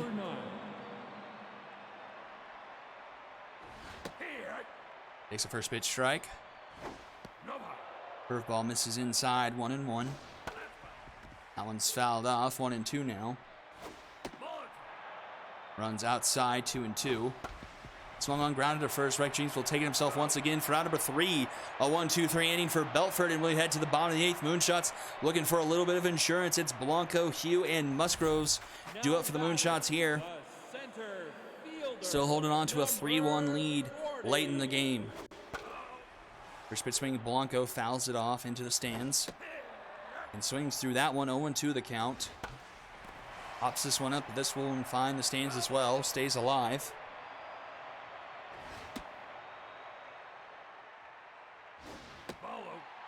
Lays off a couple pitches, evens up the count at 2, but swings through that one and gets rung up by Hot Mike. Now batting, the left fielder. Brings up Nick Hugh, 2 for 3. A triple via the misplay by French and center and a single. Fouls that one off, 1-2 the count.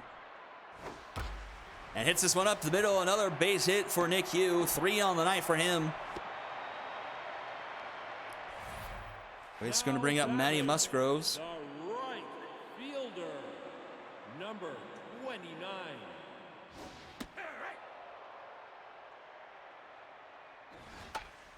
And Musgroves pops this one to the left, but that one's going to get down. Oh, Liam Freishek is going to snag it.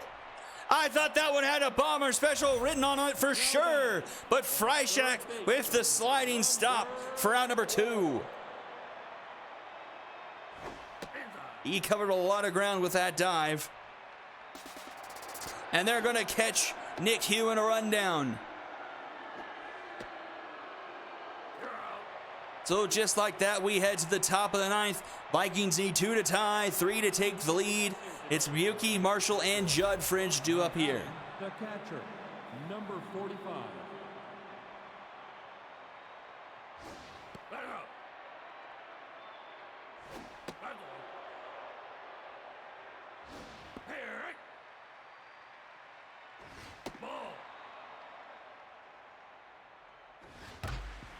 Grounded to Joe Bojacoon. This should be an easy play. Out number 1. Now Brings up Vicky Marshall. Right fielder, number 37.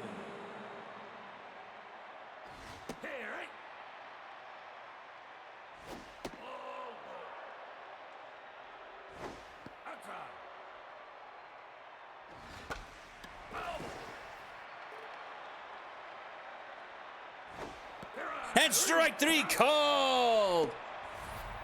Now batting. And the Vikings are down to their last chance here in Judd French.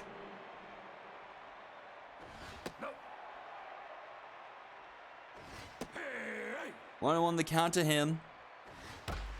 And this could end the game. A chopper to Bojacoon. He gets the first in time for out number 3. And the Moonshots take this one 3-1 over the Vikings.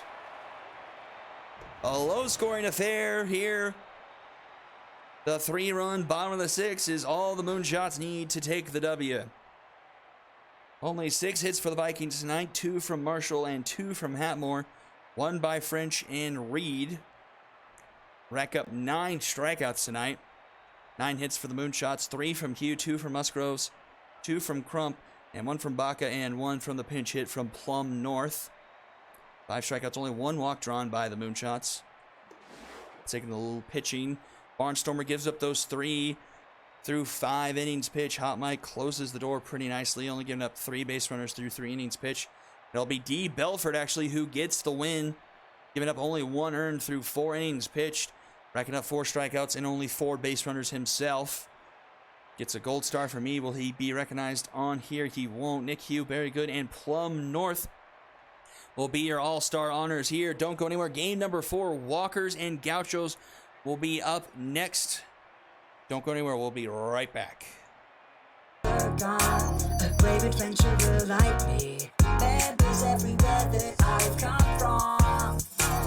Keep your feet to the vacuum sky, 'cause it's surrounding us out here.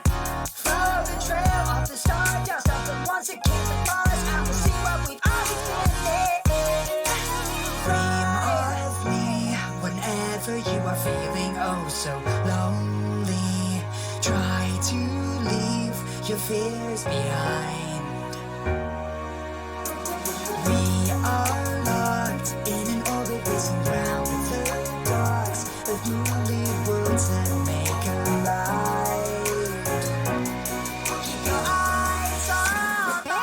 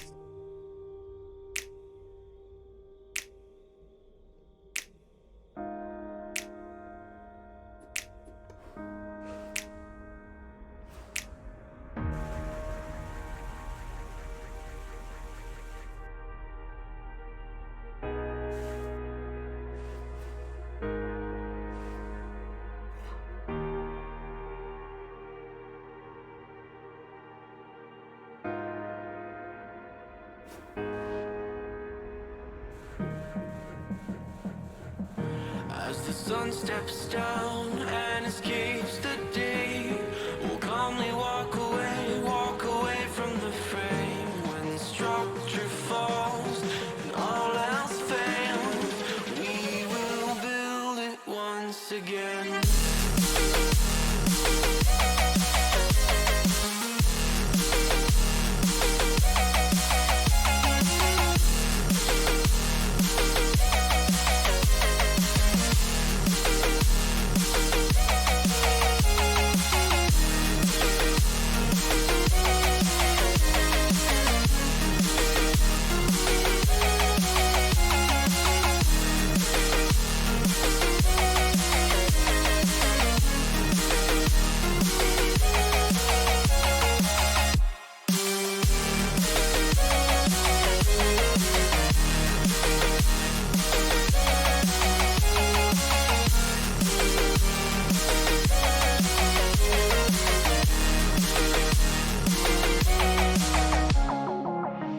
When the colors fade and it turns to gray, we'll calmly walk away from the fray.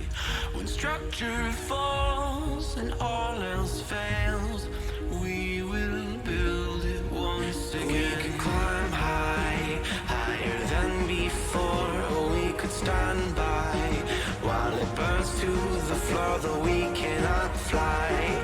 We will build and the wounds will mend as we build it once again.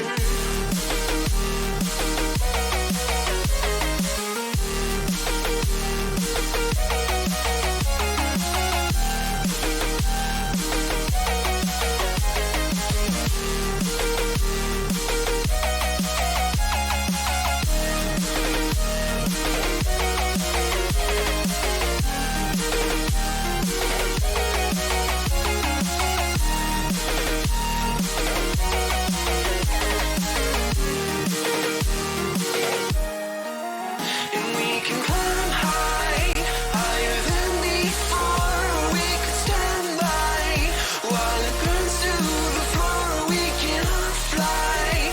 We will build it, the wounds will mend as we build it once again. We can climb high, higher. Shut up, music. It's game 4 time.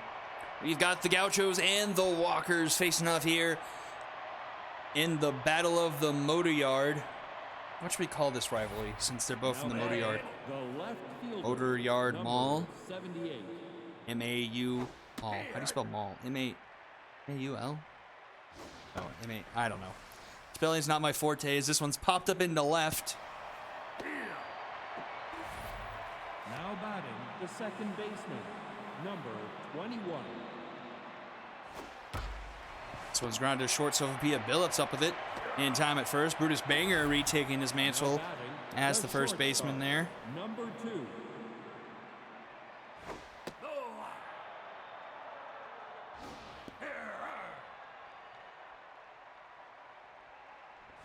That brings up Crew Hart. He fouls that one off.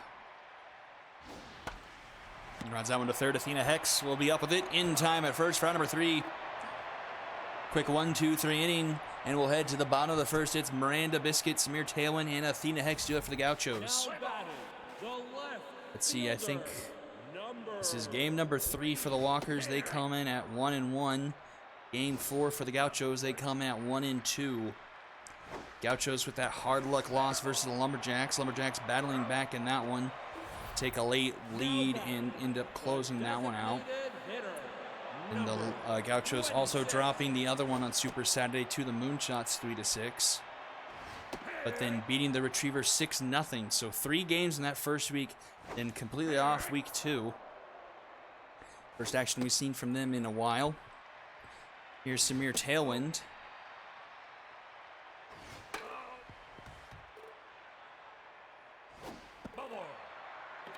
That one will lead to a walk of Tailwind, Now which brings up Athena Hex. third baseman, number 2. That makes sense, March. I think you're completely sound there. 2-0 count here from Athena Hex. 3-0 now. Finds his own there, does Chris Slump. Pitch is going to be a strike. Runner's going, and Tailwind's going to get caught. Trying to steal on Bob Elf, and he'll get gunned down. Base is cleared now. Athena Hex still has a full count. This one's grounded to first. Kip Shaw will toss it to Slump, who covers in time for out number 3. So an uneventful first inning. We'll head to the top of the second with Pierre Shaw and someone else do it for the Walkers. Number 13. Inside.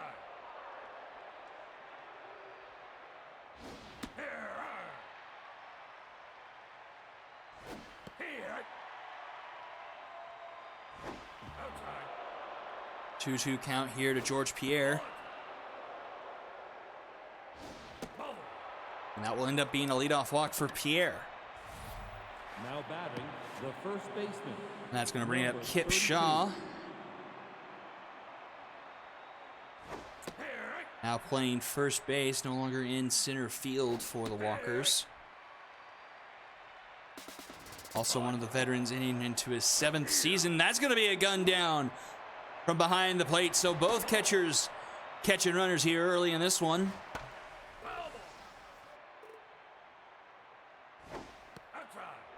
Full count here to Shaw.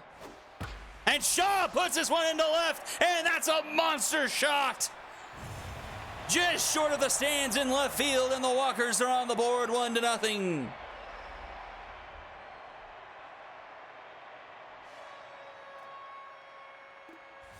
No doubter into left. Designated hitter, number 34.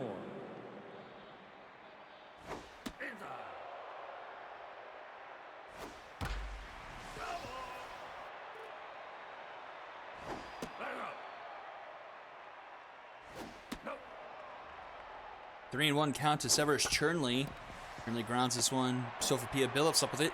Throws in time to first for out number 2. Now batting, the third baseman. Up comes Milo Dakota. Playing third against the right-handed pitcher Cartman.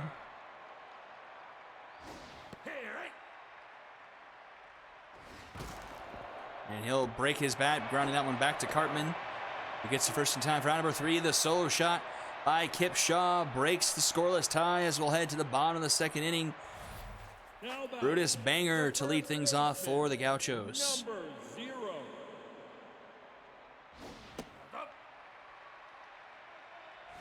Low. No high. Hey.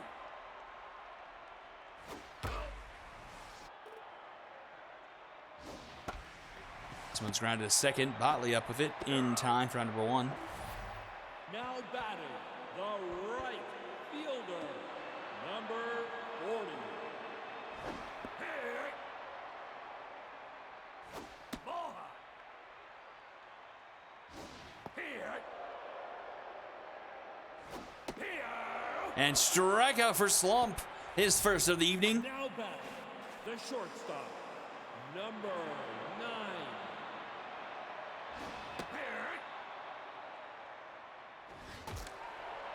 Broken bat behind home plate. Bob Elf under it, and he'll make the catch for out number 3.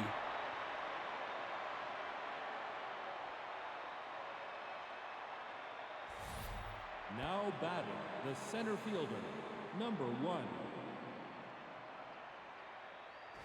Ball outside.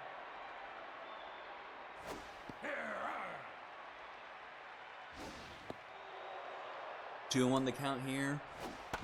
This one's grounded to short once again. Sophia Billups up with it in time for round number 1. Now batting, the Sorry, I had to read a couple of texts from number work there. 58. Pitcher Bob Elf up here.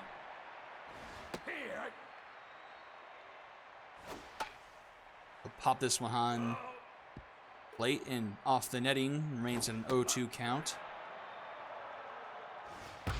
This one's hit up the middle. A great diving stop by Sophia Billups. Now batting, the left fielder, number She snags that for number 2, robbing a hit from Elf. That's going to bring us back to the top of the order, and Jadinklage Morgoon, who is Noah Walker, is the catcher for the Gauchos. I'm very unfamiliar with your lineup, Large Marge. I don't instantly like remember anyone except for like Banger and Sophopia. I guess I know your third baseman's from Athena Hex. She's from the Dragons organization. Nothing doing in the top of the third. We'll head to the bottom half. Walker, Yoshida, and Dion do up for the Gauchos here. The catcher, number Hello, Robot. Yep, that was a fantastic play by Sophopia. This one is popped up into left, shallow left. Drew Hart will make the catch, the shortstop for round number 1. Brings up Kazuo Yoshida, the second baseman. Kazuto Yoshida. And he gets jammed there, pops this one a mile high. Second baseman Boucher, or Botley, not Boucher, will make the catch for round number 2, and that's going to bring up Neon Dion. Grounded to short. Hart up with it. In time for round number 3. So 1-2-3 inning again. And we'll head to the top of the 4th. 1-0 still in favor of the Walkers. Botley, Hart, and Pierre do up here. Batting, the second baseman, number 21.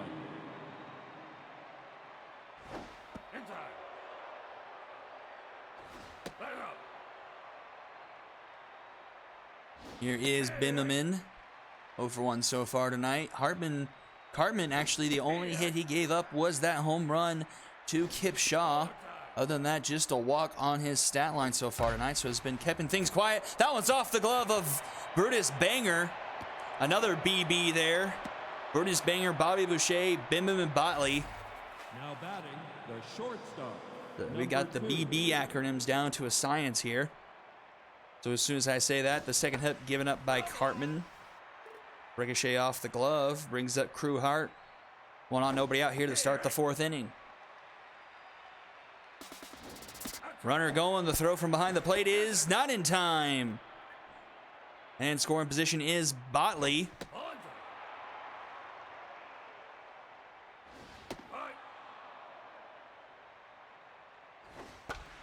This one is poked into left. Easy snag for Biscuit, one away. Yeah, we've had quite a few low-scoring games tonight. Yeah, compared to the last few days, we've had a lot of good. Well, we're starting to get kind of longer in the tooth, and we're getting to see a couple more aces. So, like, well, I say that it was the number 3 pitcher for the Overdrafts, and it was the ace of the Retrievers who gave up 5. So, oh, that's another no-doubter for the Walkers. This one's George Pierre and hit even deeper into let that one does get into the stands. That's a 2-run shot. It's 3-0 Walkers. 488 feet for Pierre. 3-0. Now batting, the first baseman, number 32. 3. This one's grounded, and that one's by the glove of Banger at first. That's going to roll into the corner. That's going to be a double. Now batting, And that's going to bring up Severus Chernley. now pitching. And that's going to do it for Cartman. In comes Jake Carter. The first time we're seeing him this season, I think. He's been absent from the other 2 games for the Gauchos. You've seen a lot of Poodle Starfile and Jebediah Octagon, who's gone on to kind of blow games late. And we're finally getting to see a glimpse of Jake Carter now. Batting, the third baseman, number 15.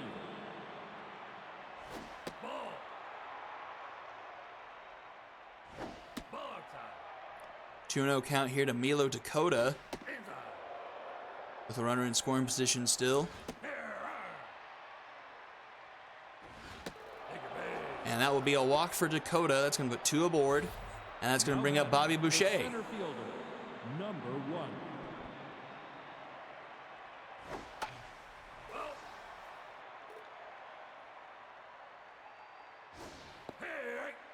That's a nice curveball. That comes in for a strike. This is a ground to the third. Hex up with it. In time at first for round number 3. But a 2-run shot for Pierre pushes the Walkers lead 3-0 as we head to the bottom of the 4th with Biscuit, Tailwind, and Hex do it for the Gauchos. The left fielder. Motorfield gives you PTSD, John War. Why does it give you PTSD? I honestly like Motor Yard. It's one of my favorite stadiums, but honestly, it should give me PTSD as well, as this is where the Serpents played for the first 3 or 4 seasons that they existed. I lost several games here, and this is actually where the High Rollers played that first season. Now batting, the designated hitter, number 26. I think we had like 5 teams here at one point. It just has nice dimensions, has nice variability in wall heights. It's just the perfect mix of all the stadiums. Oh, that is a good reason to have PTSD in the stadium. Number 2.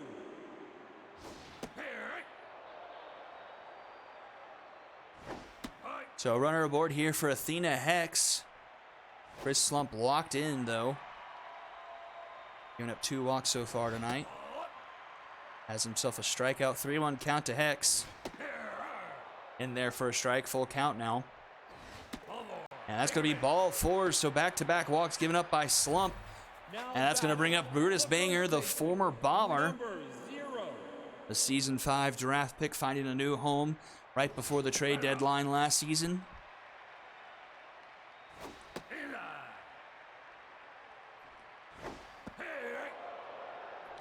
2-1 the count here to Banger. 3-1 now. Slump having a trouble with the zone. Banger wastes that pitch behind home plate into the dugout. And dribbles this one back to Slump. This could be Indian inning double play, and it will be! Chris Slump gets out of the jam with a Dragon special, and will head to the top of the 5th. Now batting, the catcher, number 58. Bob Elf to lead things off here to start the 5th inning.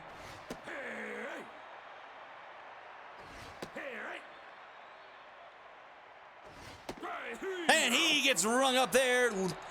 Backwards K for Bob Elf and Jake Carter. Fielder, number 78. Carter's first strikeout of the evening.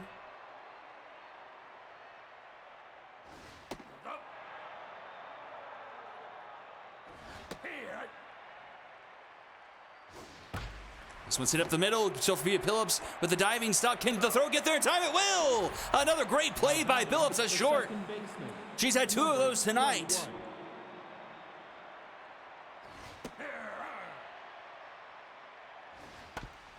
Forkball swung on back to Carter. He tossed it to first in time for the 1-2-3 inning, and we'll head to the bottom of the 5th. Dollar Colin, Sophia Phillips, and Noah Walker do it for the Gauchos. now batting, the right fielder, number 40. Slump still locked in after giving up a few walks towards the end of the 4th inning.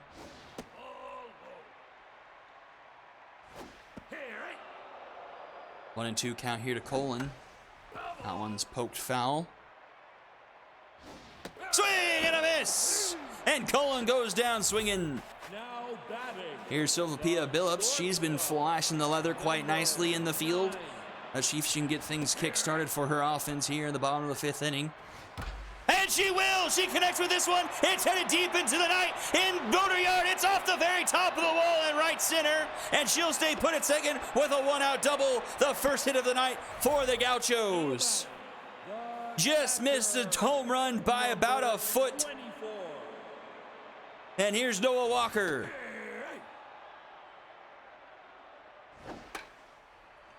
Noah Walker fouls this one back, and it'll bounce off the netting. He'll stay alive with an 0-2 count. One runs inside. This one's grounded. Oh, it takes a weird cream off the pitching mound, but Benjamin Botley's able to stay with it, get it to first in time for out number 2, which brings up Yoshida. Number 35. Runner advances to third, so a run 90 feet away for the Gauchos. Can Yoshida connect here and get the Gauchos on the board here?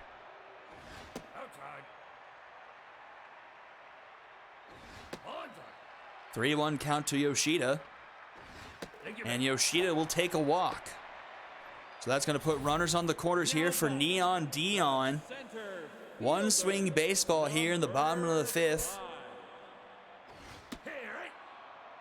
First pitch called a strike.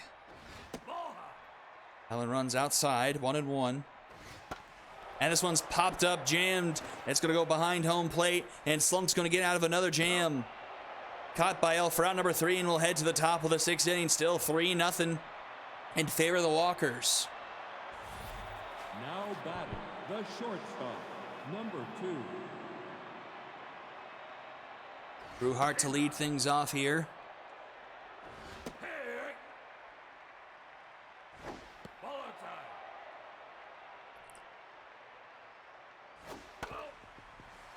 2-2 the count here. This one's popped up.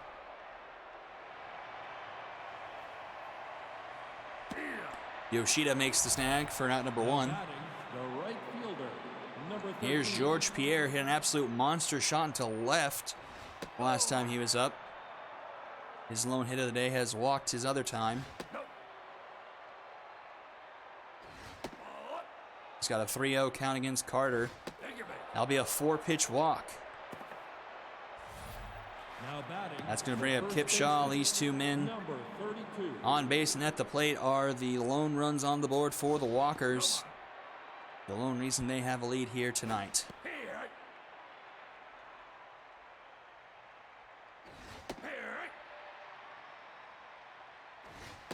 Oh, strike 3 called in the outside corner, and Kip Shaw goes down looking. Now batting, the designated hitter, number 34.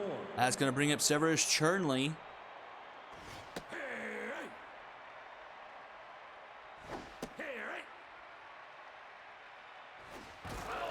Chernley breaks his bat swinging at that one.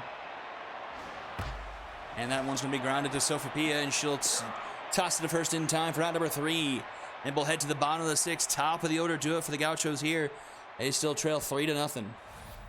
Now batting, the left fielder, number 3.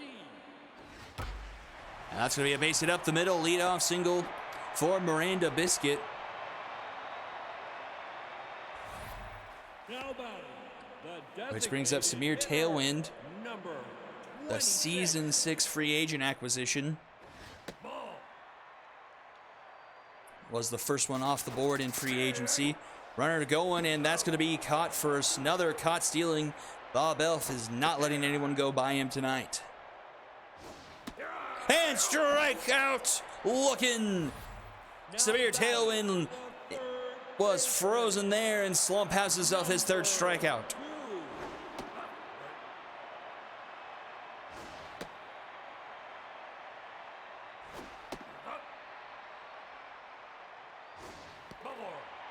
But gives up a walk to Athena Hex, next batter, Now to bring up batting, Brutus the Banger. first baseman, number 0. Oh, shit.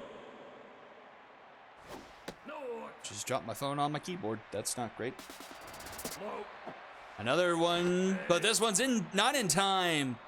As Athena Hex will steal second, put in a runner in scoring position here for Brutus Banger. And Banger puts this one into right. George Pierre gets it on the one hop. The throw in's going to be not in time. And the Gauchos are on the board thanks to an RBI single from Brutus Banger. Makes it a 3-1 game. And that'll be it for Slump. He gets the pull through 5 2/3. Given only 3 hits, 5 walks, and the lone earned run. Will Asiago comes in on the mound and gets that one to dribble in front of the home plate. Tossed in time to first for out number 3. And we'll head to the top of the 7th on a 2-run ball game. Now batting, the third baseman. Milo Dakota to lead things off. Milo or Milo? What do you think? Oh, Yoshida can't make the stop there. That'll be an infield single to start off the 7th inning for the Walkers. The center fielder. Here's number Bobby 1. Boucher. Milo. Okay. Milo, sell high.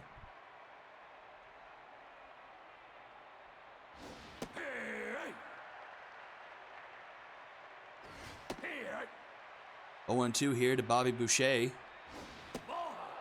Lets that one go just too tall for a ball, 1-2. That one's down the third base line. Athena Hex can't get to it. It's going to roll into left, but runner will stay put at second. Runners on first and second out here for Bob Elf. Number 58. 2 on, nobody out here to start the 7th inning for the Walkers. Can get it that run right back. Bob Elf showing bunt. But both pitches are balls. He pulls back in time.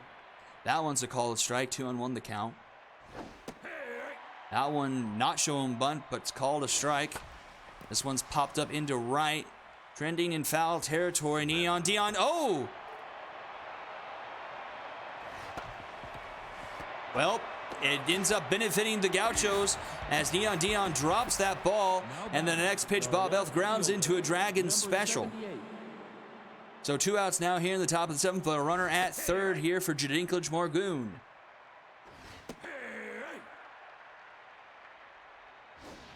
And strike 3 called. Morgoon is rung up, and Carter gets out of the jam. And we'll head to the bottom of the 7th inning. Sophia Billups to lead things off for the Gauchos here. Big swing and a miss there. That one is hit. Oh, dude. Now batting, the catcher. Crew Hart with a bit of a Hoover maneuver there. But can't catch up to that one as that one's by him into center field for a 1-out single. I'd like to see a slow motion replay on that diving stop because I feel like that ball was going to go past him. Then all of a sudden it was in his gut. That's a slow roller to third. Milo DeCoe up with it. Only plays at first. For out number 2, runner advances 90 feet here for Neon Dion. Oh, Neon Dion's in center, so I don't know who dropped that in right. So my apologies.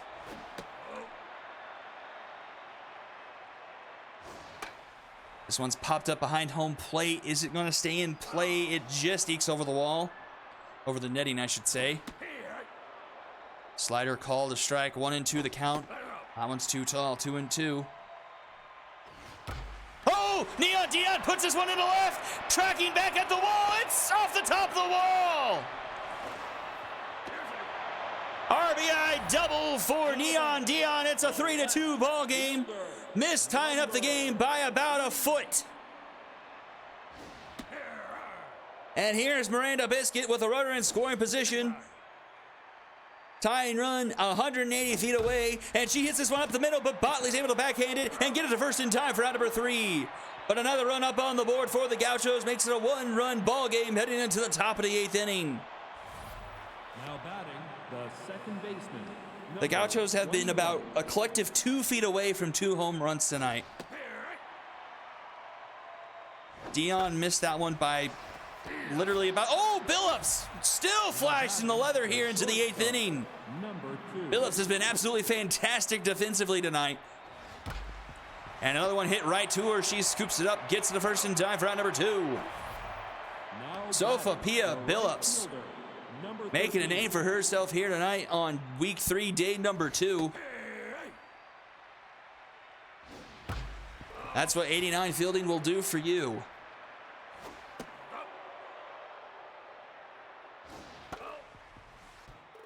One and 2 count here to George Pierre, who keeps on fouling things off. Doesn't chase there on the one outside, or the one that runs inside. Count runs full. This one's hit hard. Oh, Sophia Billups almost had another one, but it ricochets off her glove, and George Pierre will have himself a base hit. Billups was almost responsible for all 3 outs there in amazing fashion. Jake Carter's night is done. In comes Poodle Starfire.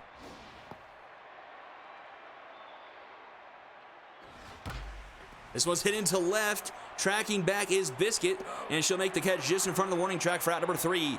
We'll head into the bottom of the 8th, remaining a 3-2 ball game. Tailwind, Hex, and Brutus Banger do it for the Gauchos here.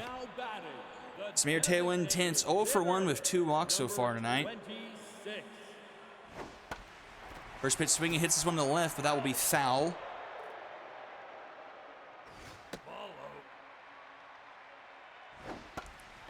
Pops this one into center. Tracking that one is Boucher. He'll make the catch for out number 1. Now batting, the third baseman. Here's Athena Hex, also 0 for 1 with 2 walks.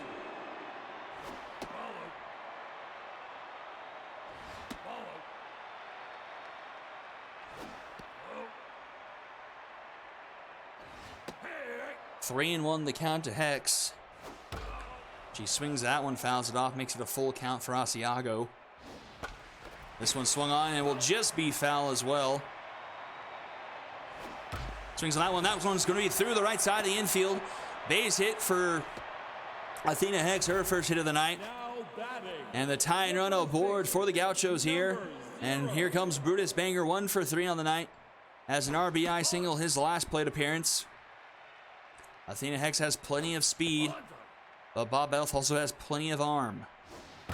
And Brutus Banger puts this one in the right. Tracking is Pierre. He dives and it's over his head. Runner's going to head for third. Running third, headed for home. Do we have ourselves a tie ball game? We will. Brutus Banger with another RBI. And we're tied at 3 apiece. Now pitching, number 45. He did dive way too early. I thought he had a chance at it until he dove. And he was in no man's land. So go ahead run now 180 feet away here for Donner Colin with only 1 out here in the bottom of the 8th, and in comes Jess Tumblo in relief.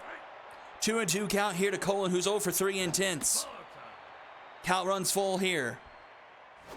Swing and a miss! A big strikeout for Tumblo. Now batting, And here's Sophia Billups.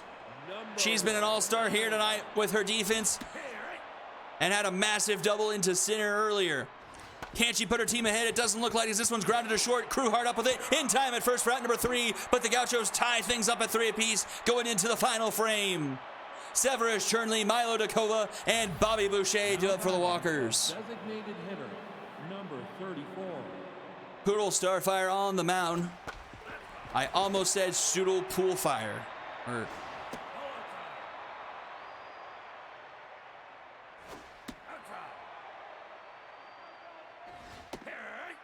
swing and a miss there. 2-2 the count to Chernley. And Chernley gets rung up looking there. Starfire with a strikeout to start the 9th inning. Number 15. I don't know, sometimes I will just I will swap the first letters of names. Like one season I kept on calling Bobby Farmhand Fobby Barmhand. And a 1-2 count here to Milo Dakota. He pops that one foul, staying alive. As does that one, 1-2 still. Rounds this one to short. Who other than Sophia Billups to scoop it up, get it to first in time for out number 2. Now batting, the center fielder. And here's Bobby Boucher. Last chance here for the Walkers in the top of the 9th inning.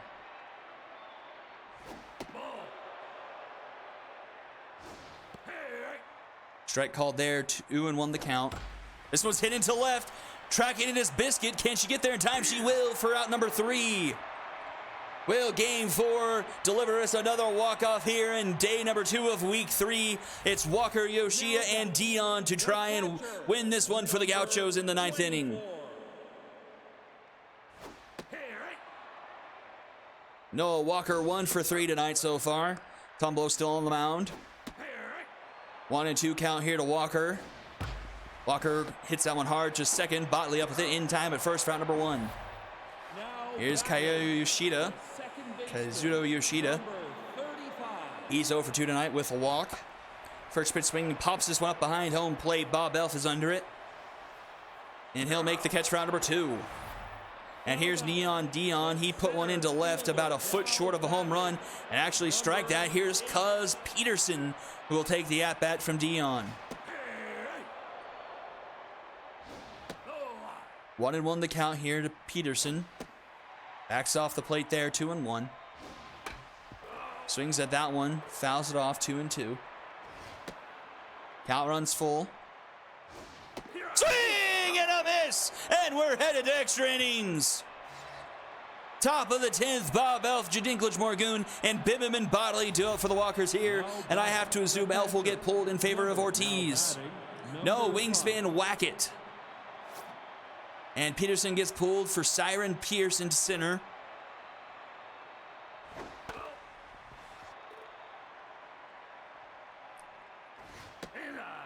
One and one the count here to Wackett.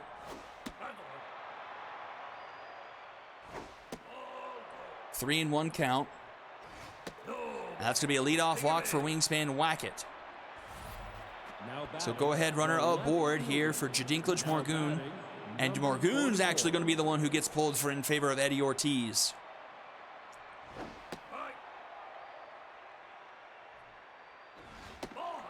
Ortiz, also a 7-year vet.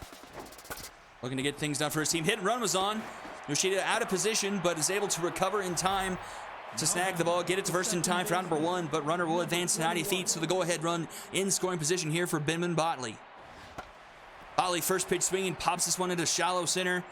Billups making her way back, and will snag that for round number 2. And here's Crew Hart, 0 for 4 so far tonight.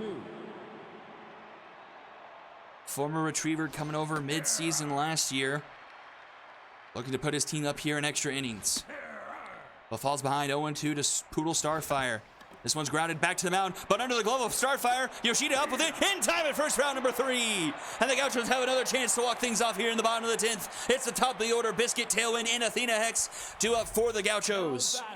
The left fielder now in the game. Wingspan Wackett will get pulled in favor of Archie Barker. Milo Dakota will take over left field, and Ortiz is behind the plate. 1-1 the count to Biscuit. Biscuit pops this one up behind home plate, but will get out of play. 1-2. Doesn't chase the slider out of the zone.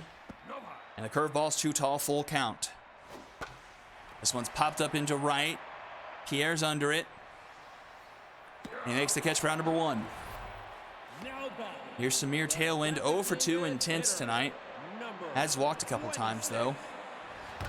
Tailwind puts this one in play, but Kipshaw with the diving stop, and will take it himself for round number 2. A great play by Shaw. And just like that, 2 quick outs here for Athena Hex.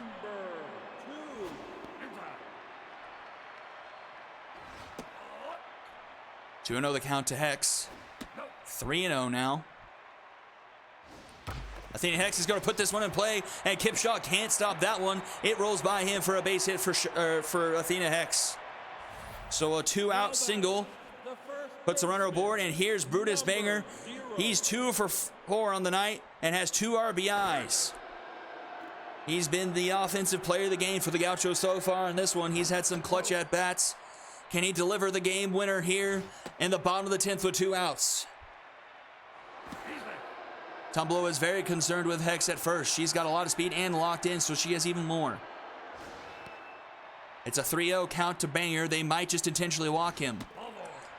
Not an intentional walk, but it will be a ball 4. So runners at first and second now here for a $10 Colin.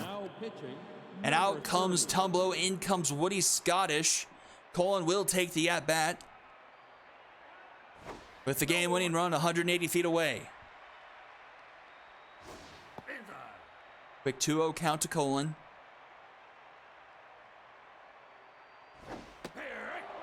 Curveball in there for a called strike. This one's popped up. It looks like it's going to stay in play, and it will be for out number 3, and we'll head to the top of the 11th. 4, 5, 6 do it for the Walkers here, and it's the big hitters, Pierre and Shaw. Both these guys have the home runs that have the runs on the board for the Walkers here tonight.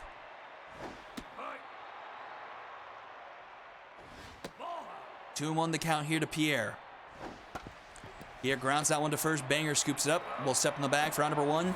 Mojo increase for Poodle Starfire. Here's Kip Shaw, 2 for 4 on the evening. Double and a home run. And he puts this one over the head of Sophia Billups into the gap in left center. It's going to roll all the way to the wall, and it's going to be another double for Kip Shaw. Starfire instantly loses the mojo boost, and that brings up Severus Chernley. He's 0 for 4 intense, but a runner in scoring position. The go-ahead run once again 180 feet away, but this time for the Walkers. Pressure's all the way up. This one's hit up the middle. Runner's going to head for third. Siren Pierce doesn't have much of an arm, but Kipshaw's going to stay put. Oh! Wackett almost got greedy and got himself run down, but he got back just in the nick of time. So runners at the corners here in the top of the 11th inning for the Walkers. And a 3-3 tie, 1 out here. Pressure all the way up for Poodle Starfire. Milo Dakota at the plate, 1 for 3 tonight. 2-1 the count. And Milo Dakota puts this one into left center. It's not going to leave the park, but it's going to hit off the base of the wall, and that's going to clear the bases. It's a 2-run double for Milo Dakota, and the Walkers have broken through here in extra innings, 5-3. And that's going to do it for Starfire. In comes Bart Sims. And that's going to be hit up the middle. Runners going to go to third, stay put there. It's going to restore runners at the corners now for Archie Barker. Third baseman, number 4. Runners going, hit and run was on, but that's fouled off by Barker. So once again, this rookie pitching staff in the bullpen for the Gauchos causing a bit of problems. Starfire, and this one's under the glove of Bart Sims, and another run's going to come home to score, make it a 6-3 game for the Walkers. Now batting, the catcher, number 44.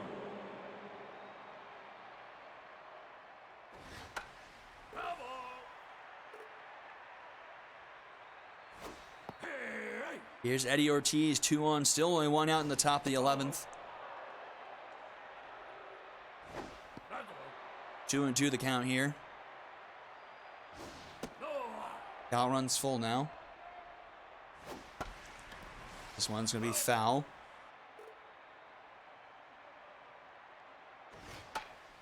Popped up, heading towards the bleachers. And that will land in the stands. And that curveball misses high, and the bases will be loaded now for Benjamin Botley. The second baseman, number 21. Gauchos bullpen struggling mightily here in the top of the 11th. Sims finds his own, makes it a 2-1 count. This one's hit up the middle, but Billups snags it, gets it to second for 1. In time at first for the Dragons special. But the deficit is now 3. 3 to keep the game going, 4 to win. It's Billups, Walker, and Yoshida for the Gauchos. Shortstop, number 9. It's Woody Scottish on the mound. Billups 1 for 4 tonight. This one's grounded to third. Barker snags it. Gets the first in time for round number 1. Now batting, the catcher, number 24. That brings up Noah Walker.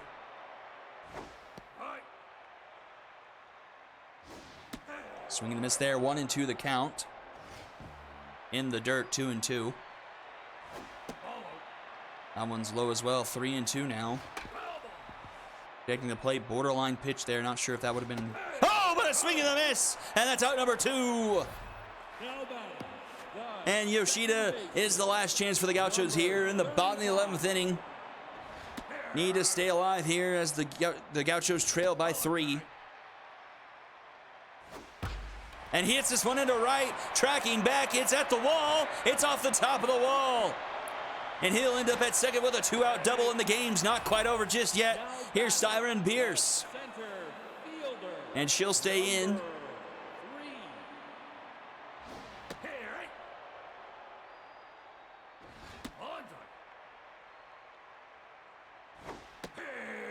One and 2 the count here to Pierce.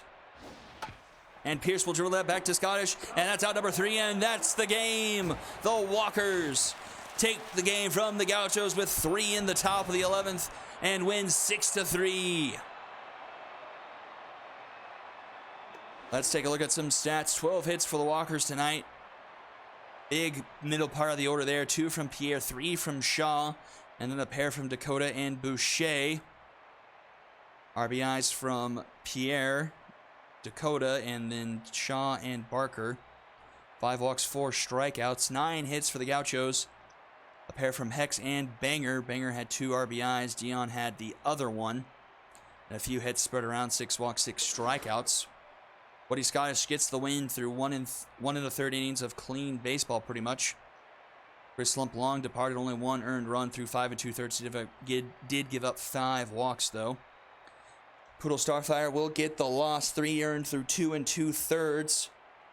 Jake Carter made an appearance tonight, had no earned runs through 4 1/3, 3 strikeouts, 2 walks, and Cartman with also a 3 earned through 3 1/3.